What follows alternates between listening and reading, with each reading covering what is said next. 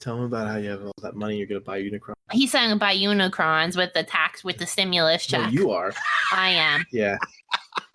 I was like, I just saved $600 a month on student loans till September. I was like, I could buy one a month. Until September. Who cares about paying the credit card? You want your old lady to be the most hated person in the Transformers fandom. You put a picture up out in the groups of her with like surrounded by like 8 or 9 Unicrons. Oh my God.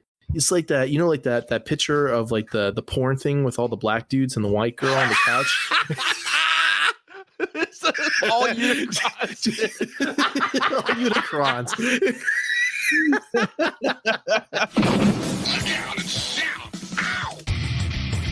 Welcome. You are now tuned into the official podcast of the Daywalker. The Daywalker. Yeah. He has all the powers of the nerd, but yet starring Jed Vargo. Shut up, Wesley. What's wrong with you, Jed?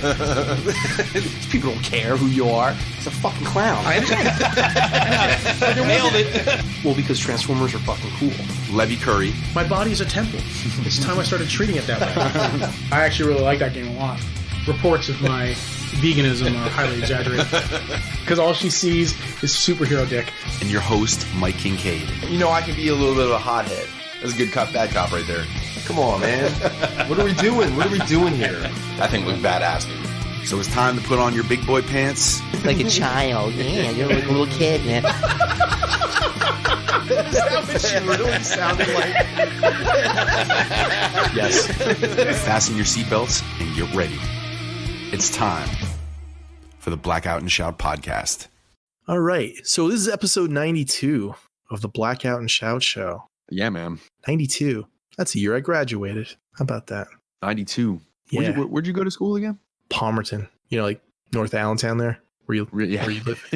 North Allentown. You know where that is and stuff. So we're gonna be down a man tonight because Levy's not feeling too good. He got sick, and he's gonna be staying home, and so it's just gonna be me and Mike tonight. By the time this video drops, he'll probably be fine. Yeah, exactly. So shout out to Levy. Yeah, shout out to Levy. Levi Curry, super customizer. So Mike. Yes. How you been? Pretty good. This is second week back to work. Glad to get started with the weekend. I don't have any special plans. I'm just kind of doing some stuff around the house. And you know what? It's funny that I've actually been like watching stuff because there's nothing new really. That's like you know, you're not seeing a whole ton of new shit. So this is an excellent opportunity to catch up on all the shit I've been missing for the last like 15 to 20 years. Watching the 22 Marvel movies that you missed out on?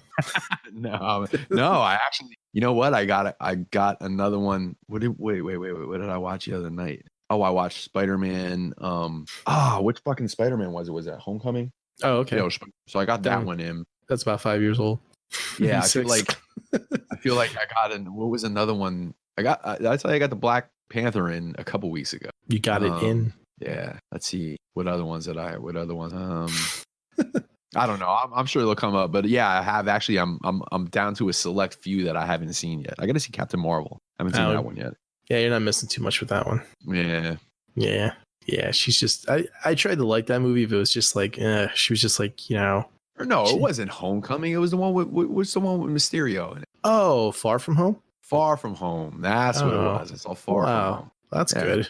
Yeah, there was some really cool stuff in that movie with special effects, like dude, when he was fighting him in the warehouse. Yeah, it was amazing special effects, and it wasn't. It was like, and then he gets hit by a fucking train.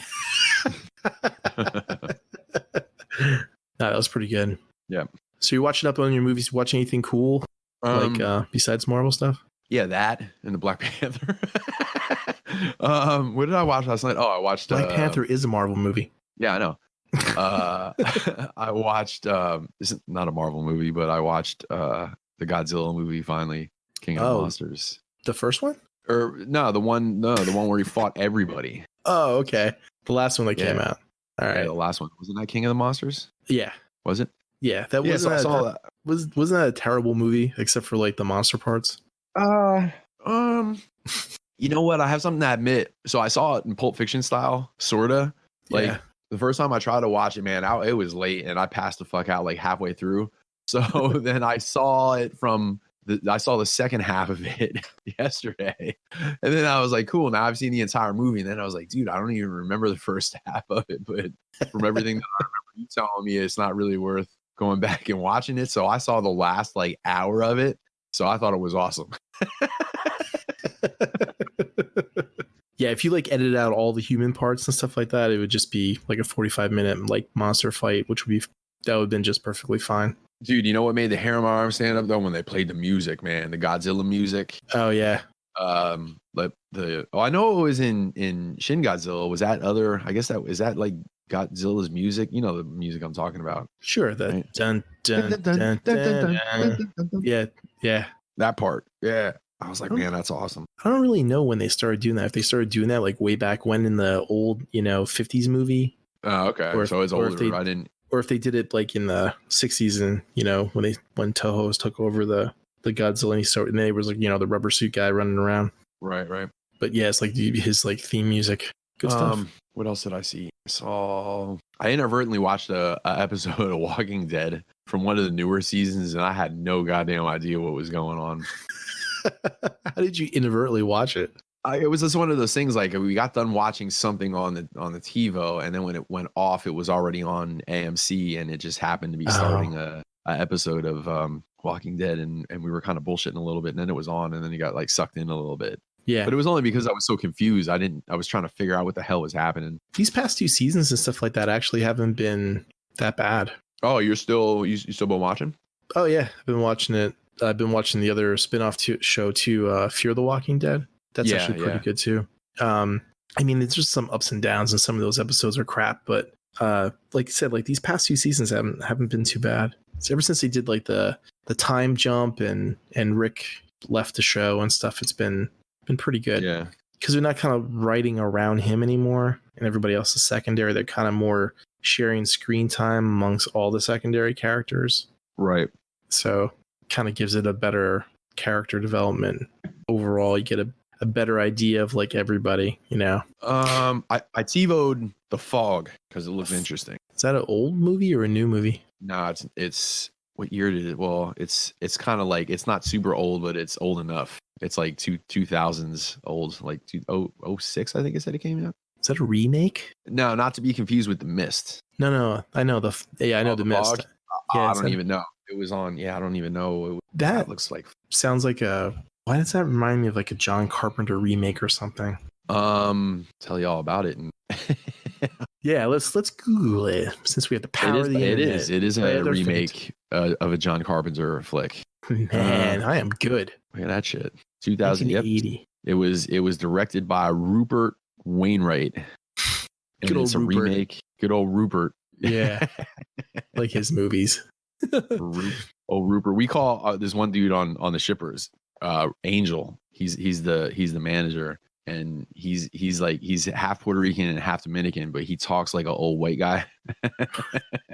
so we call him Rupert. Rupert is his like old white guy name.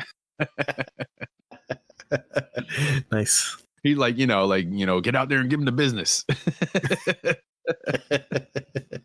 Give you the old 1-2, the old what for, I mean, that's a little exaggerated, but you get the idea. Yeah.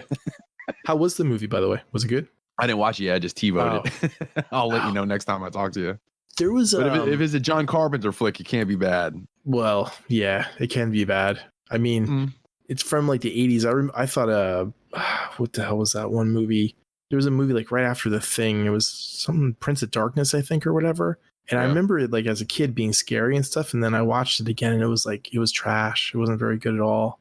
There was a movie called The Void. I listen to the YouTube channels at work sometimes or whatever. And there's this one channel that I listen to that does like movie reviews or whatever. And they were talking about The Void. And luckily, like I listened to it and it sounded really interesting, but I wasn't really totally paying attention to the whole plot. But they said it was kind of like a Hellraiser type of movie. Okay. And so I might have to check that out. That sounded like fun too. That's a newer one. There was a trailer I was going to put in, but I didn't see the original movie. It's like a Korean zombie flick. Okay. It's called the movie came out like in 2016. It's called The Train to Busan. Busan, Train to Busan. Apparently, it's like a zombie movie like that takes place on a train. It's apparently it was really good, but I've never heard of it or seen it. So I'm gonna put that in the queue so I can watch that. But there's Train to Busan in 2016, and apparently there was a Train to Busan 2. Oh, I don't know, but they said there's a sequel to it, which is called Peninsula, and now there was a trailer for it that was out like a couple days ago or something. Oh yeah, you're right, Peninsula. There it is. Yeah, so I was gonna throw it in there, but I never saw the first one, so I didn't really want to ruin anything for myself. Right. But that's gonna be. Yeah, you know what? Like, Japanese horror movies are always creepy as fuck, man. Did you watch the Kingdom season 2? No, I didn't. I actually would have to maybe go back and watch the last episode of season 1 just to give me a refresher of where we were at the end. Yeah, I watched it. It was really good. I highly recommend that. Let me see. So, as we'll go into the halls, did you get anything? Yeah, you know what? It was actually something that I got before last show, and I just forgot to say something, but I got the Hot Rod Patrol. The Hot Rod Patrol Micromasters G1 on the card. So now I got 4 of them. Yeah, they were. I thought you told me that already, but maybe you might have told me outside the show. I posted it because every time I buy Micromasters, I like to post it in the hardcore collectors and tell Jay to go fuck himself. I got my eyes on a countdown, man, on eBay. I'm waiting for the eBay bucks to come through, man, and then I might have to get that. I don't know. It's a pretty good price. Cool. Yeah, that's all. That's all I got. I am computer shopping with a little help, so I might actually pick that up at some point this week. Cool. But yeah, outside of that, like action figures, the Ravage, unless it's sitting out on the doorstep right now. White Ravage was supposed to get here today, but I saw Nate had said his was supposed to get here today, but now it looks like it's going to be tomorrow instead, and mine still wasn't here the last time I checked. So did you get that one that was supposed to be like perfect cell or whatever, or did you get the white one? No, I got the white one. The white one. Okay. What is that supposed to be again? What character? It shares the paint job on that particular Ravage is shared by 2 characters. One is Shattered Glass Ravage. Okay. And the other is a character called Glit, like with a G. I thought he was blue. You got blue legs. Oh, okay. Bluish legs. Like yeah, he was supposed to be like one of the elite spies or something like that. What, Glit or the Shattered Glass? No, Glit. You know, I can't say that I know much about the character. I'd have to actually look him up on the. It's just basically repaints of Laserbeak and Ravage, right?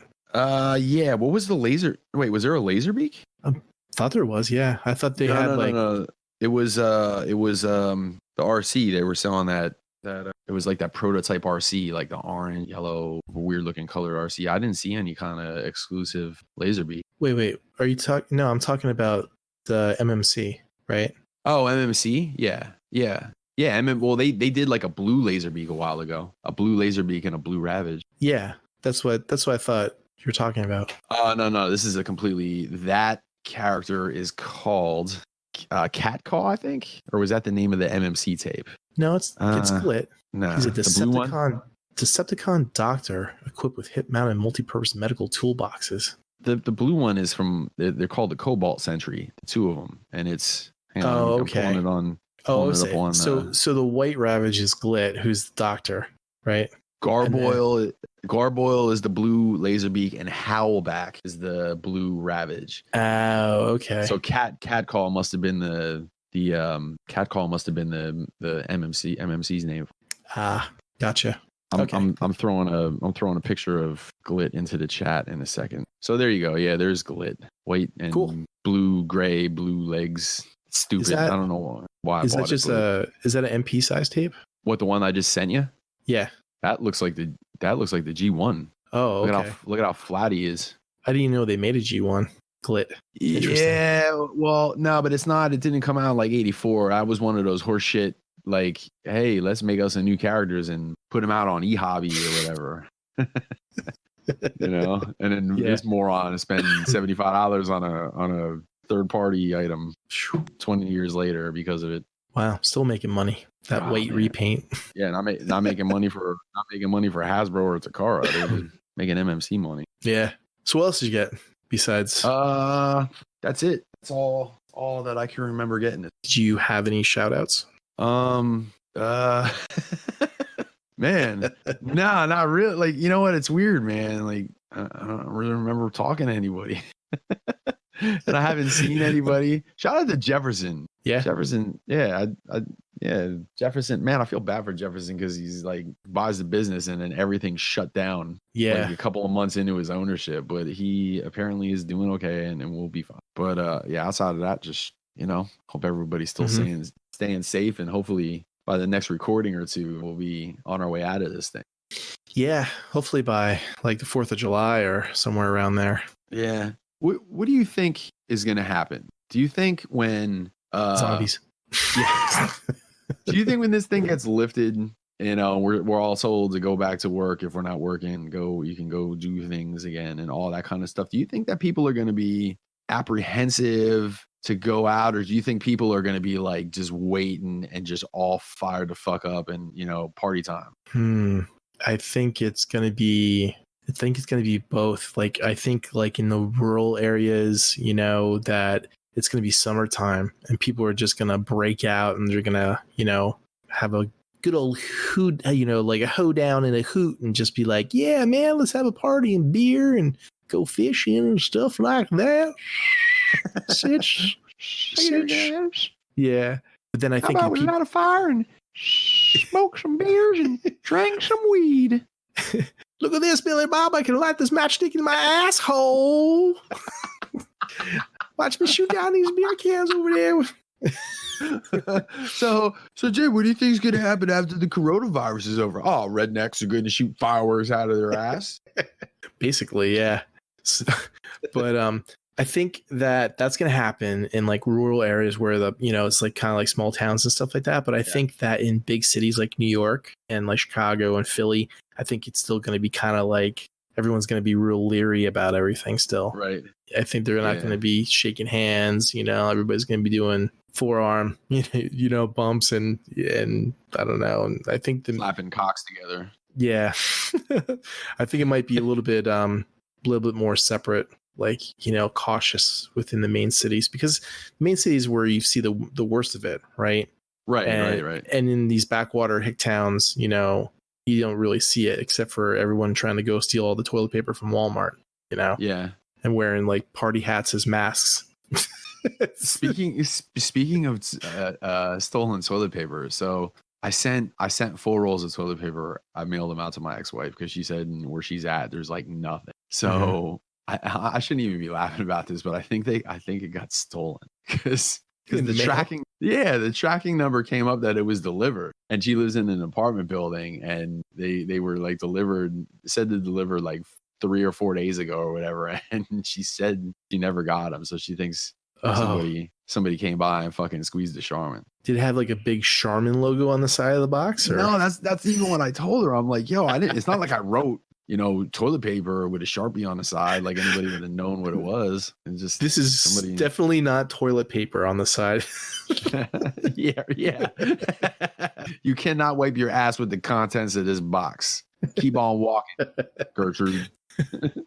That's funny. Lori was trying to find some for the neighbor earlier today, and like they opened up orders like on Amazon for like Charmin and like a couple other brands, and they were like automatically gone like right away. She had put it. The neighbor had put it in her shopping cart, and she went to check out, and they're like, "We're sorry, but this product is no longer available." Like in a matter of like a minute or two. That's wild, man. I'm gonna tell you, like we saw that picture of me at the CVS. I took a picture in front of a whole fucking like display of toilet paper. It was like I couldn't believe it. And then when we went to the farmer's market, maybe like 2 weeks ago, there was in the one store at the end, it was like they had single rolls, and it looked like the Great Pyramid of Giza, like in the middle of the store. Like it was, I thought it was an oasis. I'm like, is that all toilet paper? Like it's everywhere. I don't know, man. Maybe people around here aren't wiping their ass. I guess maybe that's what's going on. But I seem to not be having trouble finding it. Still to this day. I'll let you know tomorrow. Because we actually are due to go to pick up some groceries tomorrow, and I think we're probably gonna farmers market. So on a serious note, if anybody's out there listening, and you need toilet paper, hit me up. If I can help you, I'll help you. I'll hate for you not to be able to wipe your ass. That would be a bummer. Mike Kincaid, the toilet paper pimp. Yeah, well, people are so stupid, man. Like if everybody would just buy normal amounts of toilet paper, everybody would still have toilet paper. It's not like there wasn't a toilet paper shortage. It was like everybody went out and was like, holy fuck, what are we gonna do? And bought all the fucking toilet paper. They should have a lot of those stores should have put into effect like, maximum purchase of only like 2 or something like that. And yeah, right out of the gates, they let everybody go in there and buy it all up. I guess in the early going, it wasn't this whole thing it got serious real quick, almost overnight, but like people got smart to that shit. A couple people, in the days leading up to like when the NBA canceled and all that shit went down and everybody was like, whoa, this shit just got real. Like there was some people that were already going out shopping. You already started hearing it. And by the time you got to the stores, there was nothing. But meanwhile, the owners of everything were like, oh yeah, just like raking the money in. Like, no, buy as much as you want. Yeah. So yeah. Did you see the meme going around with it's like a Indian dude and shit, and he's got on all this, he's like all Mr. T'd up, like with all this jewelry and chains and gold chains around his neck, and he's wearing rings and all this shit, and it says the owner and CEO of Purell. Big smile on his face and shit. I thought of one last tiny thing I had to throw in before you got rolling. A plug actually. I finished a new shirt design, and it's up on the website. It's in the SyFy section, or the SyFy section of the movie page, the movie design page. And you can find it. It's called Old Milwaukee. And I don't know if I ever told you I had that idea, but I was like sitting around the other night and I'm like, that wouldn't be super hard to throw together. So I did that. So that's up there. Old Milwaukee. It's like the old Milwaukee logo, except it's Old Milwaukee. And instead of like the crest of arms that looks like an eagle or a hawk or whatever the hell it is, it's like Chewbacca. I sold a couple. Did you get a free check? Did you really? You sold a couple? Yeah. Did you sell more than the Bob Insecticon one? I haven't sold any of them yet. This is a bad sign to be throwing shit up on the internet because nobody has any money, or people that as everybody's kind of like really they're being and rightfully so, but they're being thrifty at the moment. It's like, dude, we don't know what the hell's going on right now. Apparently, a few people got some money to burn if they're buying Old Milwaukee t-shirts. That's one of those ones that's like, oh, I got $20 left to my name. Ooh, Old Milwaukee. Gotta have it. Buying that for my dad. What, Old Milwaukee? Yeah. Did you ever drink Old Milwaukee? Oh my god, it's terrible. My dad did. I know my dad did. I don't think he does anymore because I think it's a little bit out of his price range. Is it really? He used to it would be funny. It would be like a weekly event. Like when I would go to his house, he'd go, got a case of beer. And he would tell me, and the price got lower every time. He told me, what was he drinking at one point? Sierra Light, I think it was called. And it was like $6 for like a 24 pack or some shit. Wow. Like, Jesus Christ, man. We used to get Old Milwaukee Beast, or the old Milwaukee's Best. The Beast. Called. Yeah. We used to get half kegs of those for parties, and then we used to call it magic beer because people will walk up and they say, "Oh, what is this, Coors Light?" And we're like, "Yeah." Or somebody will be like, "Hey, is this MGD?" I'm like, "Yep." It's whatever you want it to be. It's a magic beer. It just turns into whatever beer it is. Yeah. It's the chameleon of beers. Because I was tired of buying more expensive beer for like beer pong, and then people would just waste half of it or whatever, and I'd be like, let's just get the cheap ass. Like I think it was like $12 for a keg. It was ridiculously cheap. I'm not much of a beer connoisseur like at all. Like I don't drink, but to me it just seems like they all taste bad until you get like 9 of them in you, and then you're like, fuck it, and then you're just throwing them down. Exactly. It tastes exactly whatever you want it to be. I think we actually paid more to rent the tap than we paid for the beer. That makes all the sense in the world, man. That's how cheap it was. I know it was cheap because my parents would drink that stuff, and they'd have like the big pounders, the big cans and stuff. Yeah. I tried that the one time. That tastes like crap. I'll even go one further, Jed. Like the regular beer is like a Miller Lite or like a Yingling or whatever. Like I'll drink that over one of these fucking IPA. Like I can't handle them, man. Like none of them taste good. Like none of them taste good to me. You like any of them? Yeah, there's a bunch of stuff that like local microbreweries that people made. Yeah, there was like one of the first times Gary took me out into the city. There was a brewery that was making their own Hefeweizen, and that's like a real light beer and stuff. They usually kind of serve with like a lemon peel and stuff. It's pretty good. It's like real like super light. It's not like a stout or anything. Yeah. And then I can't remember.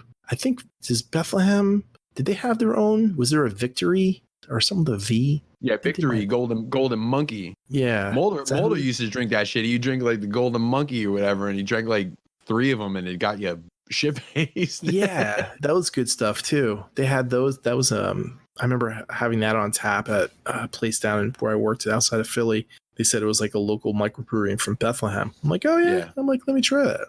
Yeah, that was good stuff. But we played Split Rock Resort one time, and Mulder got all drunked up, and you'll appreciate this because you know him. He's one of them people, like, you know how certain drunks you just don't want to be around. Hold on a second. Are you going to bed? You're not going to do the show. Oh, okay. Watch Danny, how tired. Wow. Oh, now she's getting cranky tired. Oh, you better just let her go. You don't want to do anything? You want to come over and say hi or anything? Come on over. Right, here comes Flip Flops. Yo. No, you have to get closer to the mic. Yo. Not that close. Here, put that one on here. We can listen to Mike. What? Say hi. Here. Hi, Mike. What's up, Mrs. Jed? How are you? Definitely Mrs. Jed. Let me tell you, Holmes. He installed his bidet today. We didn't get to the halls yet. Tell me all about it, Lori. Oh, the funniest part was when he brought the kids were upstairs and he decided to turn on, and he's like, look, it shoots into all the way across the bathroom into the shower. I'm like, what the fuck? And Jessica came downstairs and she goes, my daddy bought me a bidet, mommy. And I'm like, what? Daddy's been in the bathroom shooting water up his ass for like a half an hour now. Yeah, and then he goes, my ass feels like a peppermint patty, nice and refreshed. She's using all my best lines. And this is the person I married. Oh. And I told my neighbor through text message, and she said she almost choked on her lunch. Just so we're saving money on toilet paper. Yeah, we're saving money on flushable wipes and toilet paper. Yeah. But still, then he was like, Lori, get on it. Get on it. Like, try it.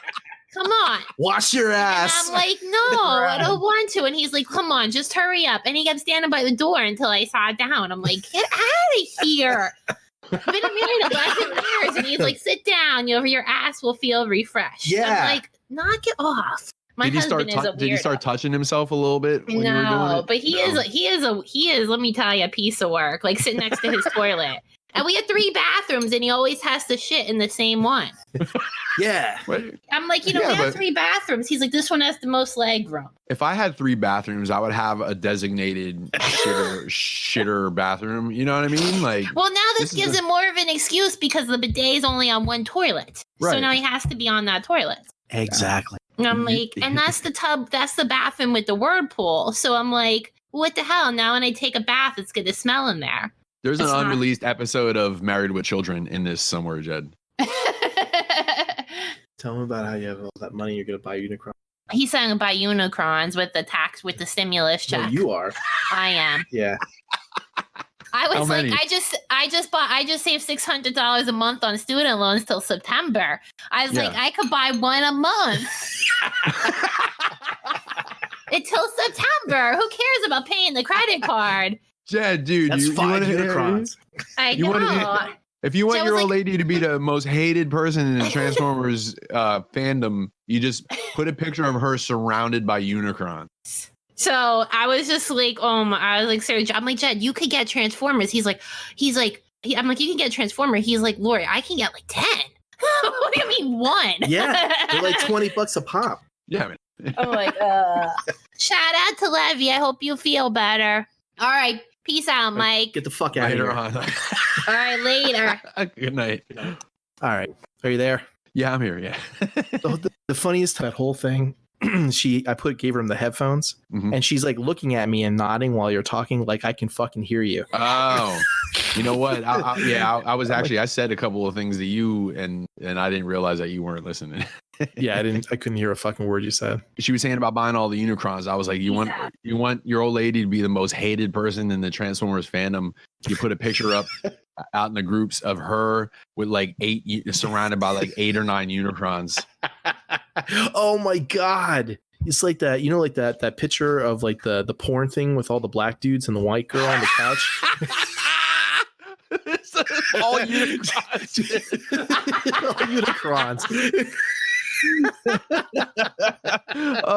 Some in planet mode, some in robot mode. We'll have to see how many people are in the area that have Unicrons that would want their Unicron to be part of that, because we should probably make that happen. That'd be pretty funny. That'd be great.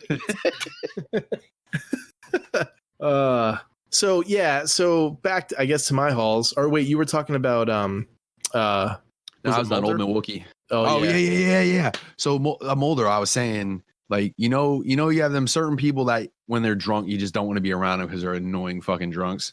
Yeah.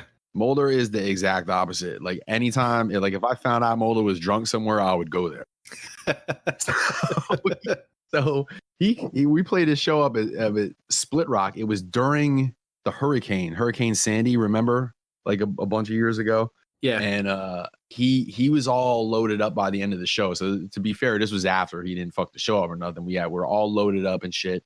And he was a little drunked up, and I can't remember. I was out there ripping a bowl with somebody, and he came over, and now he never smokes. He came over and took the piece right out of my hand and took a fat rip off of it, which was funny enough. And then I went back to my conversation with whoever the fuck I was talking to. And like 2 or 3 minutes later, I look over and Mulder's standing there in his underwear.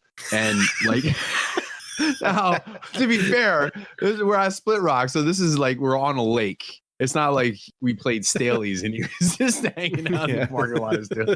But I look over and he's in his underwear and he just runs out into the fucking water and like dives into the lake, and it's like 2:00 in the morning, which was pretty awesome. I mean, I know it sounds like a nothing story, but if anybody knew Mulder, like that was the last thing you'd ever expect to be seeing. So I figured you could probably. That's pretty funny. I could see you just standing there talking. Like one minute he's like dressed, the next minute he's just completely disrobed. It was like Clark Kent forgot to put his Superman outfit on underneath his clothes and just like ripped all his clothes off, but he was in his underwear. That's funny. Yeah. But anyways, yeah, go on. So how is everything going there? Besides good. Good. Everything's fine. Yeah. Well, yeah, it's part of my haul because I got the bidet all hooked up and stuff. So I was like, I wanted to hook it up when I first got it, but I had to replace the main pipe that goes into the tank with like a flex, I guess you want to call it a flex hose instead of a steel rod. So that way you can kind of like bend it around. You have to put on the additional attachment so it tap into the water for the bidet. But man, that's good shit. Yeah, I could hear the excitement in your voice, man. Yeah, I was up there twice already today since I installed it. This guy's trying the shit. That gives me the reason to just go up there and just hang out in the bathroom. I don't even have to shit. I'll just sit there on my phone, let the water trickle up my ass. Yeah, because the first time I used it, I fucking turned it on too hard right away. I felt like it blasted me a new asshole, right? And I'm like, that's fucking cold. I'm like, shit. So then I'm like, turn it all the way down. It's, put out just a little bit. And I'm like, that's good. That's like a water fountain. I'm like, crank it up a little bit. Oh, there we go. Good stuff. So what do you got? You got to like 6 or 7 on the pressure scale, like from 0 to 10. Yeah, it depends. Depends, and like because after a little while, the water starts to get really cold, and your asshole gets numb, and you're like, I better get off.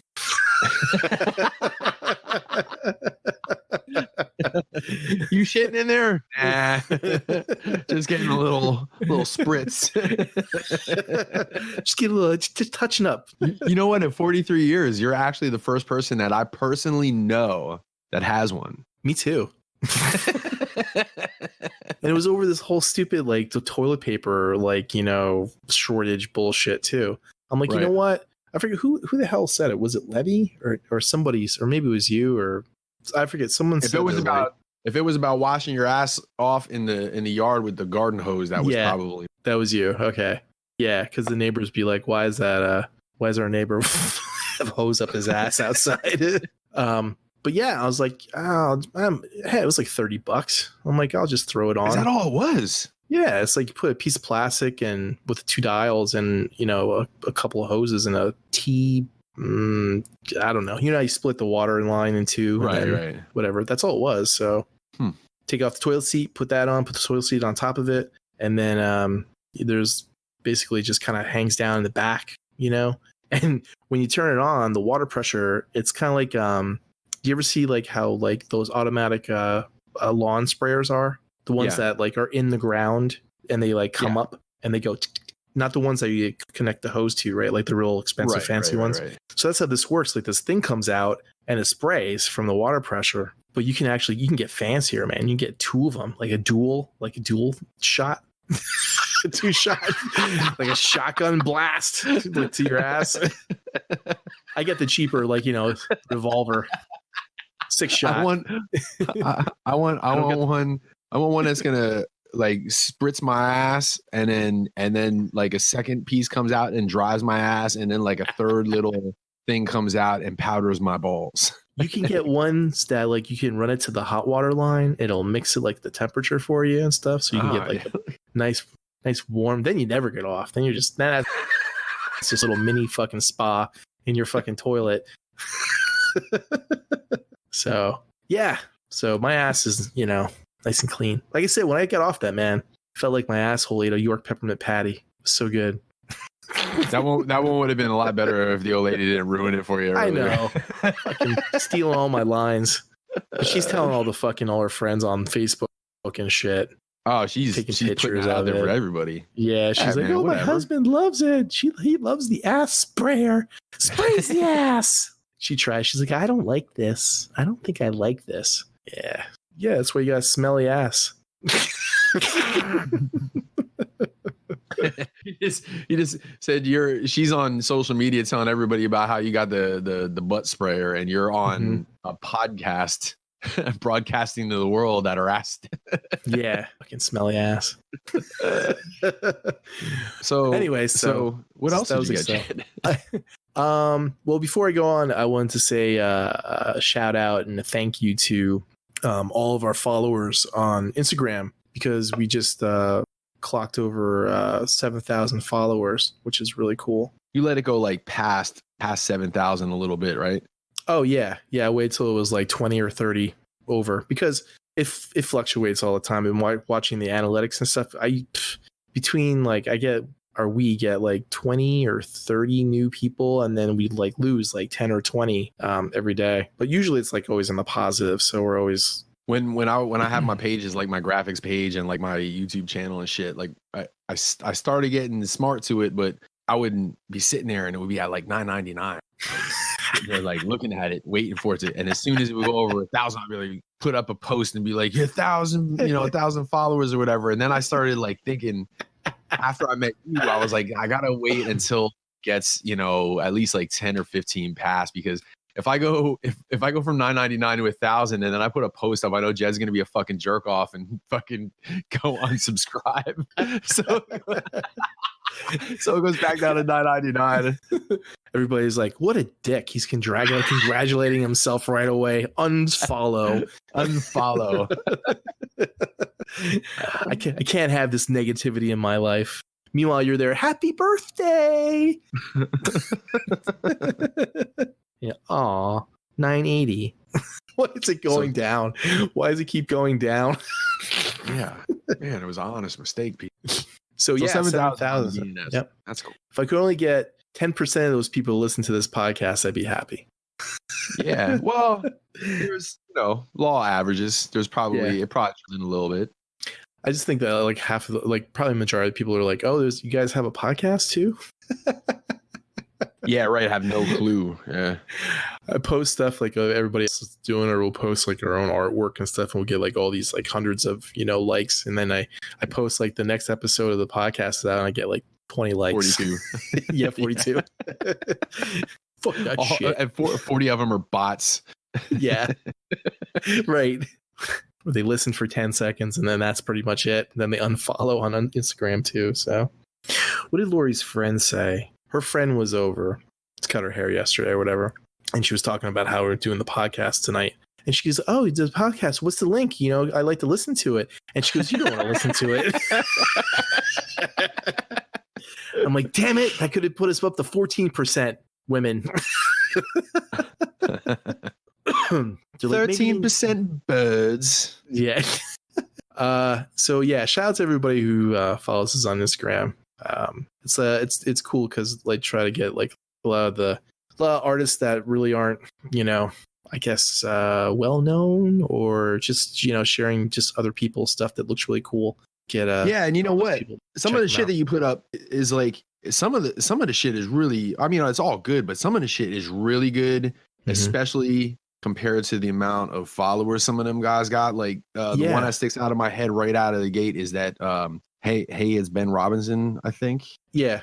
Posts a lot of his photos, and his photos are always like top notch, like really good. And then I go to his page and it's like, how does this dude not have more followers than he does? Unless he just started really recently, but it looks like he has a lot of stuff up, and it's like, man, it's always really quality shit. I go back and I check up on like some of their channels and stuff, and I see, and they're gaining pretty well. Like, they have a few thousand people already, so, or even more than that, 3,000-4,000, I forget. But his stuff is really, really good. Or some of like the really good artists. I can't remember their tags, but I shared a couple of hand drawing, like pen and ink and coloring and stuff like that art. One was the Unicron, and the other one was like all the Autobots, like in front of the arc, I think it was.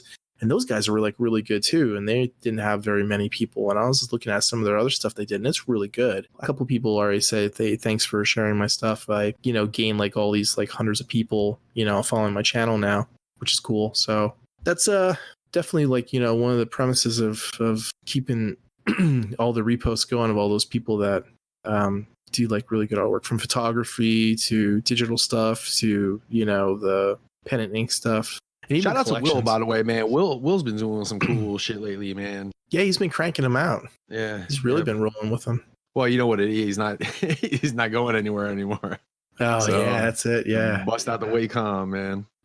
I got the Final Fantasy VII First Class Edition yesterday. That was awesome. I was waiting for that forever. So came with the game, which is basically a deluxe edition, like a steel book. I got some stupid ass, what do you call those things that you put like a key card on, you put it around your neck at the office or whatever, or you put keys on it. Oh, a lanyard. Like, lanyard, that's it. I got a lanyard, which is dumb, but got, what the hell am I going to do with a lanyard? I can wrap it around my neck, hang myself probably. That's about it. choke the old lady out with it. Yeah. Clearly, I found a purpose use for this swag that I got with my game. You're not going to play a video game.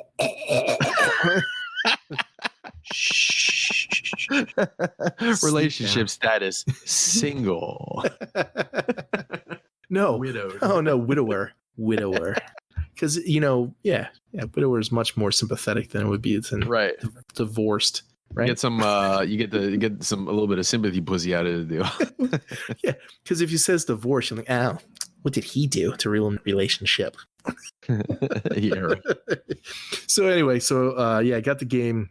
I got like an art book, which I was kind of disappointed in because it's the same size of Blu-ray case. I thought it'd be bigger, but there's some cool stuff in it for the game development. And I think I said I got the Steelbook with it with Sephiroth on it. I got the Player's Kai Cloud with the Hardy Daytona bike, which is pretty awesome. So it's about the same size as that Fenrir. They're big, it's Player's Kai, which is a 10.5-inch figure, and it's the scale. So it's probably about maybe, I actually don't really know what the whole length of the bike is. I'm probably thinking 1.5 feet, maybe something like that. Huh. Yeah, that was a good deal. All that stuff that came with it. So I played the game, which is awesome. I'm just gonna bury myself in that for the next week or so. So good. So I got that. Let's see. That's really it. I did like this marathon of playing The Last of Us, like for about 3-4 days in a row every night. That's such a good game. I never played What's it before. called? Wait, say the title again. The Last of Us. Last of Us. Yeah, it's a PlayStation 3 game that came out like years ago, and then they did a remaster of it for the PlayStation 4. Yeah, it's really, really, really, really good. It's like probably one of the best games I ever played, and it's like not a zombie thing, but it's kind of like that where there was like this virus and there was a pandemic, and then all these people got infected and they became violent and started like killing each other and killing people, and then it's actually it's like a fungal thing. Do you remember Levy talking about that one type of fungus that takes over like an insect's brain or an ant and it makes it do shit? Yes, I do remember him talking about that, but it was a real thing. It was a real thing that he was talking about. Yeah, it is real, and they kind of based it off of that. So like you get infected with these spores, and it basically turns to a fungus, and it makes you like attack people, and then it like you basically turn into this like fucking mushroom, and there's like these things coming out of your head. Like there's these different levels of like like how you turn. The next one after that is like they think they call it a clicker. So it was all the head was like completely fucked up. And it would just use like echolocation, so it would hear where you were at, and it would just click to find out where you were. Yeah, and you had to sneak around it, and they're really, really hard to kill and shit. But it's just really, really a really good story and a really good game. Naughty Dog did the development. It's seriously, it's like probably one of the best games I ever played. So good, story wise and action and everything. So that was a lot of fun. I wanted to get that done before I got Final Fantasy VII in the mail. So right. And that's all I really got. By the way, the Final Fantasy, is this one of the most anticipated video games like ever that because I see so many people talking about it, man. Oh yeah. It's ever since they announced the remake, like, wow. I can't even remember what E3 that was. Somebody said 2000, they pre-ordered it in 2016 or some shit. Yeah, I think they announced it in 6 years ago. I forget when, but they showed like this like concept of like the demo that they were doing, and they redid Final Fantasy VII, and they're like everyone went crazy that they're redoing Final Fantasy VII with like up to date graphics and stuff. And then they had like another E3 thing, and then it was really quiet for a really long time, for a couple of years. They didn't say anything about it, and they went back and they reworked the engine, they reworked everything, they redid graphics on it and stuff, and then they started giving updates like how far they were coming along, and then they actually announced the date when it would be, and that was like last year. I pre-ordered that stuff back in June, I think it was, of last year. It's been a while, yeah. So it's definitely one of those most anticipated games to come out. And the fucked up part is that it's only part of it. So they did like all the game like up into a certain part of the actual old game, which was was 4 discs back in the day. It's been a while since I played the original. This one has 2 DVDs or 2 Blu-rays or whatever, and it only goes up to the part where you like get out of Midgard, out of the city, which is probably 25% of the original game, maybe, if that. So they're going to keep having these releases, probably another volume of it or another part of it episode where like next year, and then they're going to do another one probably after that. And they keep adding to the story and creating new characters and, redesigning a lot of parts of it. So this will be going for probably the next 5 years or more. Crazy. Yeah.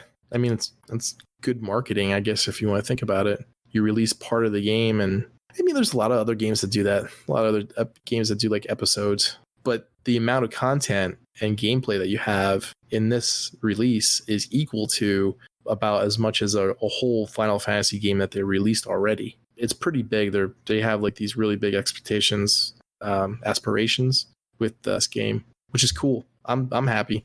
I'll take 5 more years of Final Fantasy VII. Amazing. It looks completely amazing. It's insane.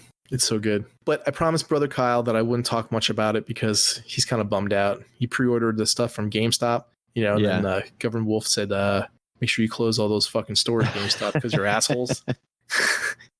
So then he couldn't get it. So then he was like looking around trying to find it on Amazon or Best Buy or whatever. And he pre-ordered on Amazon, and they're like, well, it's on its way, or it's still scheduled to be shipped and be there to you by Friday. And then they got an email that said that, well, yeah, it's kind of delayed. You won't be able to get it till Tuesday. So he's kind of sad. He won't be able to play it all weekend. So I promised him I wouldn't tell him like how great it is and how every part of the game is awesome and so on and so forth. So now that I talked about Final Fantasy VII for the past 5 minutes, my brother Kyle, we'll move on. But yeah, that's all I had. That's it. Did you have anything else before we move on to like the news? Nah, we could get started. All right, cool. So the news. Did you hear that Malcolm Dixon was 66 years old? He was an English actor. He was in Time Bandits, Return of the Jedi, Willy Wonka, and the Chocolate Factory. He was probably best known for his part in Time Bandits. I don't know how. Do you remember that movie, Mike? I do not. You never saw Time Bandits? Nope. Oh man, that's one you should watch during the whole social distancing. That's a good old like 80s movie. So there was this kid who I forget how he got. There was like a bunch of what's the right PC word now? Little people. You don't say fucking. You don't say like all the bad terms anymore. Like so, a bunch of guys. They were like they stole this map. They're only about like 3.5, 4 feet high, right? So they stole this map from this guy, and I think they were going around looking for like a treasure or something like that. But it would take them through time, and they accidentally wound up in this kid's bedroom, and they took him with, and they were traveled through all these different parts in time. There was like the whole like ancient Greece. They were on the Titanic. They were like in different. It was like a Terry Gilliam movie. And it was just like really weird, but really cool. And I remember watching it as a kid. It was awesome. It was a cool movie. Malcolm Dixon was one of the Time Bandits, and you can remember him because he had like a top hat and glasses on all the time. Yeah. But he starred in a bunch of other things too. So like the Jedi, he played the Ewok, and Willy and Wonka, of course, played one of the Oompa Loompas and stuff. So, but he died. He was 66. Mort Drucker was 91 years old. You know who that was? Did you hear about him? Mort Drucker? Yeah. I don't. Not by name, I don't. He was the caricaturist that did the Mad magazines. Oh, no shit. Yeah, so he was the guy that did all the art in the Mad magazines. So he died. He was 91 years old. Lee Fierro, she was 91 years old. She was an American actress. She actually died from the COVID-19. Do you ever see Jaws? Yes. She was the lady that smacked fucking Sheriff Brody across the face. She was the one that had her kid got eaten by the shark. Oh. That actress? Yeah. Yeah, her. So she died. She was 91. At least everybody's old. Well, not everybody. I guess the first one wasn't that old. 91. Yeah. 91's a good ride, Yeah. That's funny, actually. Both of them were both 91. But yeah, she didn't get eaten by a shark, so she died of the coronavirus. And Bill Withers was 81. He was a singer-songwriter. He was probably best known for the Lean On Me song from Stand By Me. Yeah. And Bill Withers, what else do I know from him, man? Ain't No Sunshine. Ain't No Sunshine. Yeah, Ain't No Sunshine. Mm-hmm. And Lovely Day. And he was how old? 81. 81. Yeah, he died of heart disease. Huh. And that's it. That's all the people that died. Did you?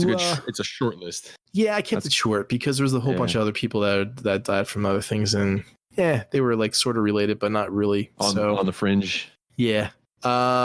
Trailers. Did you watch all the trailers? I did. Well, I should say 2 trailers and 1 short. Yeah, flick. yeah.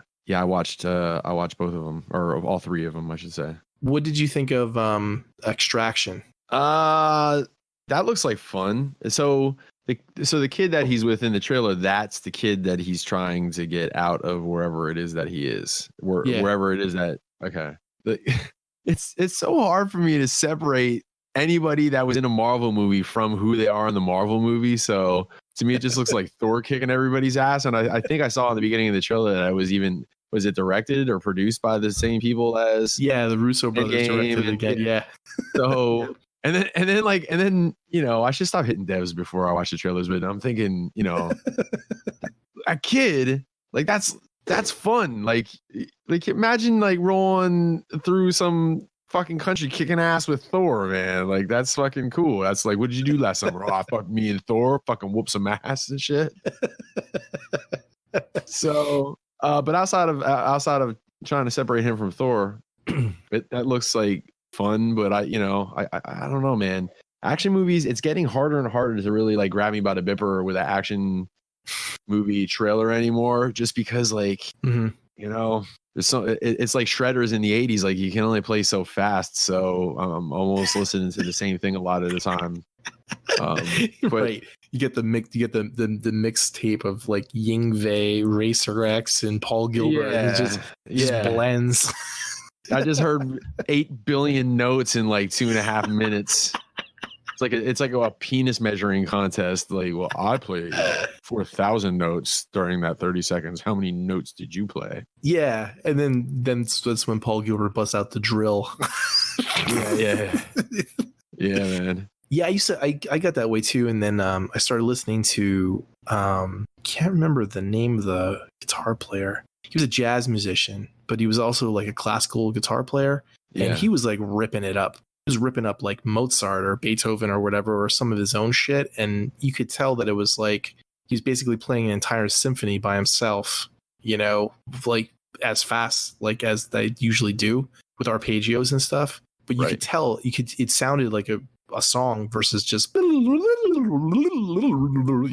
So yeah, I'm not really much for a guitar solo. Like the only guy that I've ever seen play a guitar solo that had me completely entranced was Eddie Van Halen, because he didn't just go play a million notes. He played some shit fast or whatever, but then there was like something like he played a cathedral, or like it sounds, what I mean? It's like he was doing shit like that, and it really had me completely interested, as opposed to like, let's play all the notes. I used to say that Nuno Betancourt was another one like that, where it sounded like his solos could be like a song into themselves, because it had like each solo had its own personality.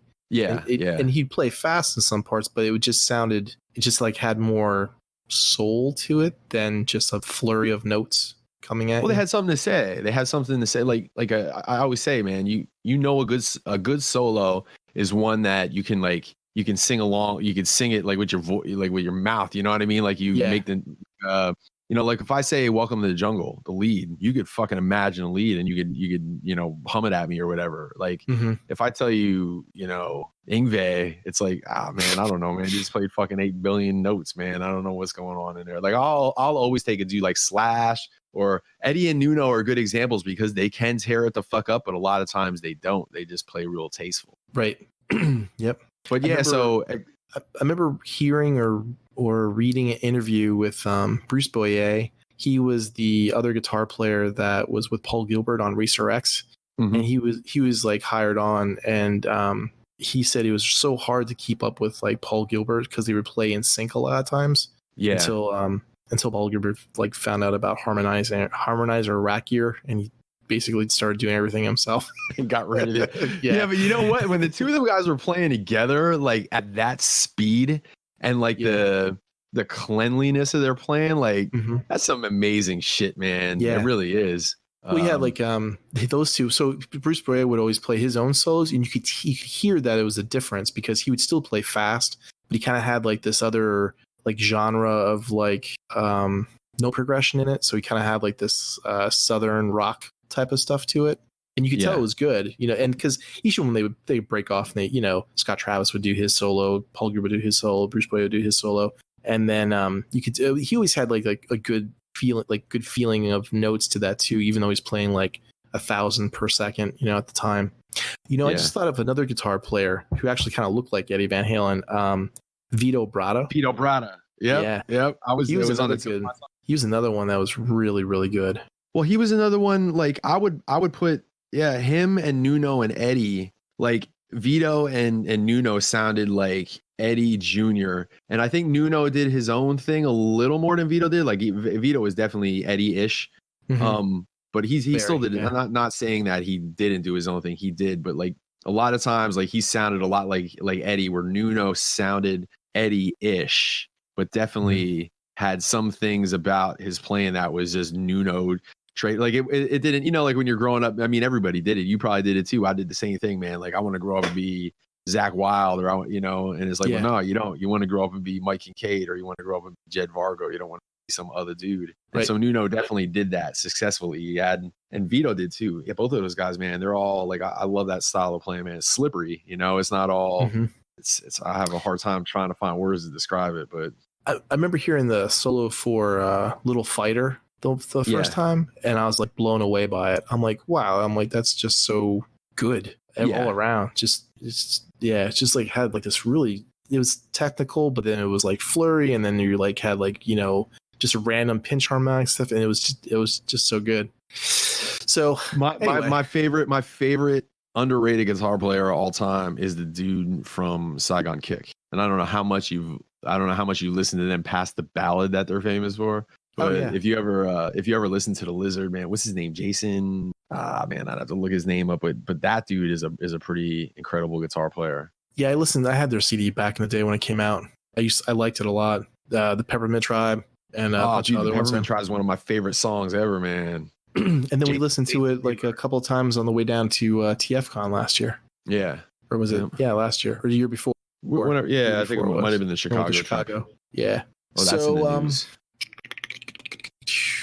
That's it. So wait, Extraction. Yeah, Thor and Thor and the Russo brothers doing a military action movie, basically. Yeah, it looks like fun. Yeah. So Rick and Morty, what did you think of their 4 or 5 minute tribute to Lone Wolf and Cub? Oh, it was awesome. It was so well done. Like, it was awesome, man. It was it was a bloodbath. That was fun. I mean, it's just like, you know, if you showed me that and I knew nothing of Rick and Morty, I would have been like, I want more of this. Yeah. Whatever anime this is, I want more of it. You know, I was trying to actually, like, it's comical because you know Rick and Morty as Rick and Morty, but if you really just watch it for just that cartoon as it is and have no knowledge of Rick and Morty, it's like it's pretty fucking dope, to be honest with you. Yeah. And then they had the trailer for their next 5 episodes that are going to be coming out. Yeah, my favorite part of the trailer is when the big guy's coming at him and he's like, yeah, we really have no interest in fighting him. And the guy just lays him out, kicks Morty. You know, Rick tries to get back up and he just lays him out again. Yeah, I can't wait for those. I love the first 5. So there's going to be like 90 more at least. So can't wait. Yeah, man. Yeah, Rick and Morty's good. Let's see, move on to the news. I know we were talking about this a little bit with when the wife was on, but yeah, she got a email today. Not an email, but a message from their student loan thing is that because of the whole, I guess they're calling it a care relief package or something like that from the government. You know, where everybody's getting their checks in the mail and stuff probably in a week or two, that they're basically deferring all the student loans till the beginning of November. Yeah. So you don't have to pay and there's no interest for like the next 4 months. That's huge. Yeah, that's pretty dope for a lot of people still paying loans. I mean, if you're paying like, you know, hundreds of dollars a month just on student loans, that's a nice relief. So that was I got a email from my insurance company saying that they were gonna like knock off so much off insurance because nobody's driving really. Yeah. So yeah, I guess we'll see a little bit of that going on. I was kind of wondering about that shit, you know, about landlords and their tenants and like, you know, mortgage companies and, you know, and just kind of seeing what all was going to go down. Supposed to get it where, from what I understood, was the other countries have done is they gave money to the mortgage companies so that way property owners wouldn't have to pay. So then they wouldn't have to get rent from the people that are renting out their properties. So they can kind of have like that whole relief while they're staying, since people aren't making money because they're unemployed because you know they're staying inside. I don't know if that's going to happen in the United States or not, but I guess we'll find out. But like I guess a lot of the people who filed their taxes already and have direct deposit, if they file their taxes electronically, they'll probably get those relief checks first, and then the people that didn't file or don't normally file that way will probably get their checks in the mail last. So I guess it's based upon with the Treasury or the IRS on how quickly you could get like a refund back. I guess that'll probably determine how quickly you'll get this relief check. Yeah, I'm still waiting on, and I know it's probably going to take forever, but I'm still waiting on my tax return too, man. Kind of, I mean, I'm not like hurting or nothing like that, but I could use this freaking money. But I know it's probably with everything going on, everything's probably really going to be dragged out a little bit because I'm sure they got their hands full. Did you file electronically, like through the internet? My taxes? Mm-hmm. I did, and then I fucked up. I didn't actually do this. Somebody does my taxes for me and shit. I fucked up because I forgot that I was getting a W-9 or whatever the fuck form it is for a social call, because I made over a certain amount of money playing last year, and we didn't always get paid, cash. We got paid by check a number of times and stuff like that. So I actually had to like file that, and I got that the day after my taxes were filed, and so then I had to write in and I had to send that shit in and stuff like that. So that's probably balling the works up a little bit too. Yeah, that sucks. Yeah, that's like the wife. She was working as a therapist for this one company, but she was contracting through them. So she had to file as a contractor this year. So I had to get all that shit out of the way. Forget whatever forms that were before I had to file everything. So anyway, so student loans were deferred and all that stuff, which is kind of cool. Tricia Helfer and Lucy Lawless are going to host Battlestar Galactica and Xena Warrior Princess marathons on SyFy. How about that? So starting April 16th, they're going to be playing all however many seasons of Xena the Princess Warrior there was. 6 of them were like that. Like episode like back to back to back. And Lucy Lawless will be hosting that. And then on April 20th, they're going to show like all the Battlestar Galactica episodes and movies and stuff back to back. That's wild. Yeah, that's interesting. So that's a good week of TV right there, just playing constantly on. We'll just drop in the SyFy channel and watch Xena or fucking Battlestar Galactica. I just looked up Lucy Lawless or whatever, and like it's all the pictures that are coming up of her is basically blonde hair, and it's weird because you just picture her as Xena. Yeah, but she just kind of looks like a librarian. How old is she? Oof, I don't know. Days? She in like Levy dating age range, or I don't think she's that old. That's more like, back the lady that died from, Jaws, 91.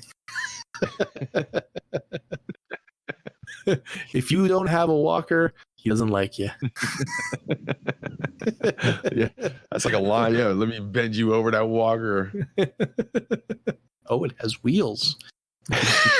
We could use that. So let's see. Oh, here we go. Mortal Kombat Legends Scorpion's Revenge will be on, let's see, April 12th, which is only 2 days away. Will be on digital HD, and it will be on Blu-ray and 4K on April 28th. So wait, what was the first thing that you said it was going to be on? Digital streaming on April 12th. So 2 days. So it'll be on Jetflix in 1 day. Yeah, man. That right there is something. Wait a second. Is that going to be? I can't remember a movie or a series. It was like a movie, I think. I don't know. Maybe I guess it depends on how well it does. They'll keep it going. All right. Well, that you can count on me watching right away.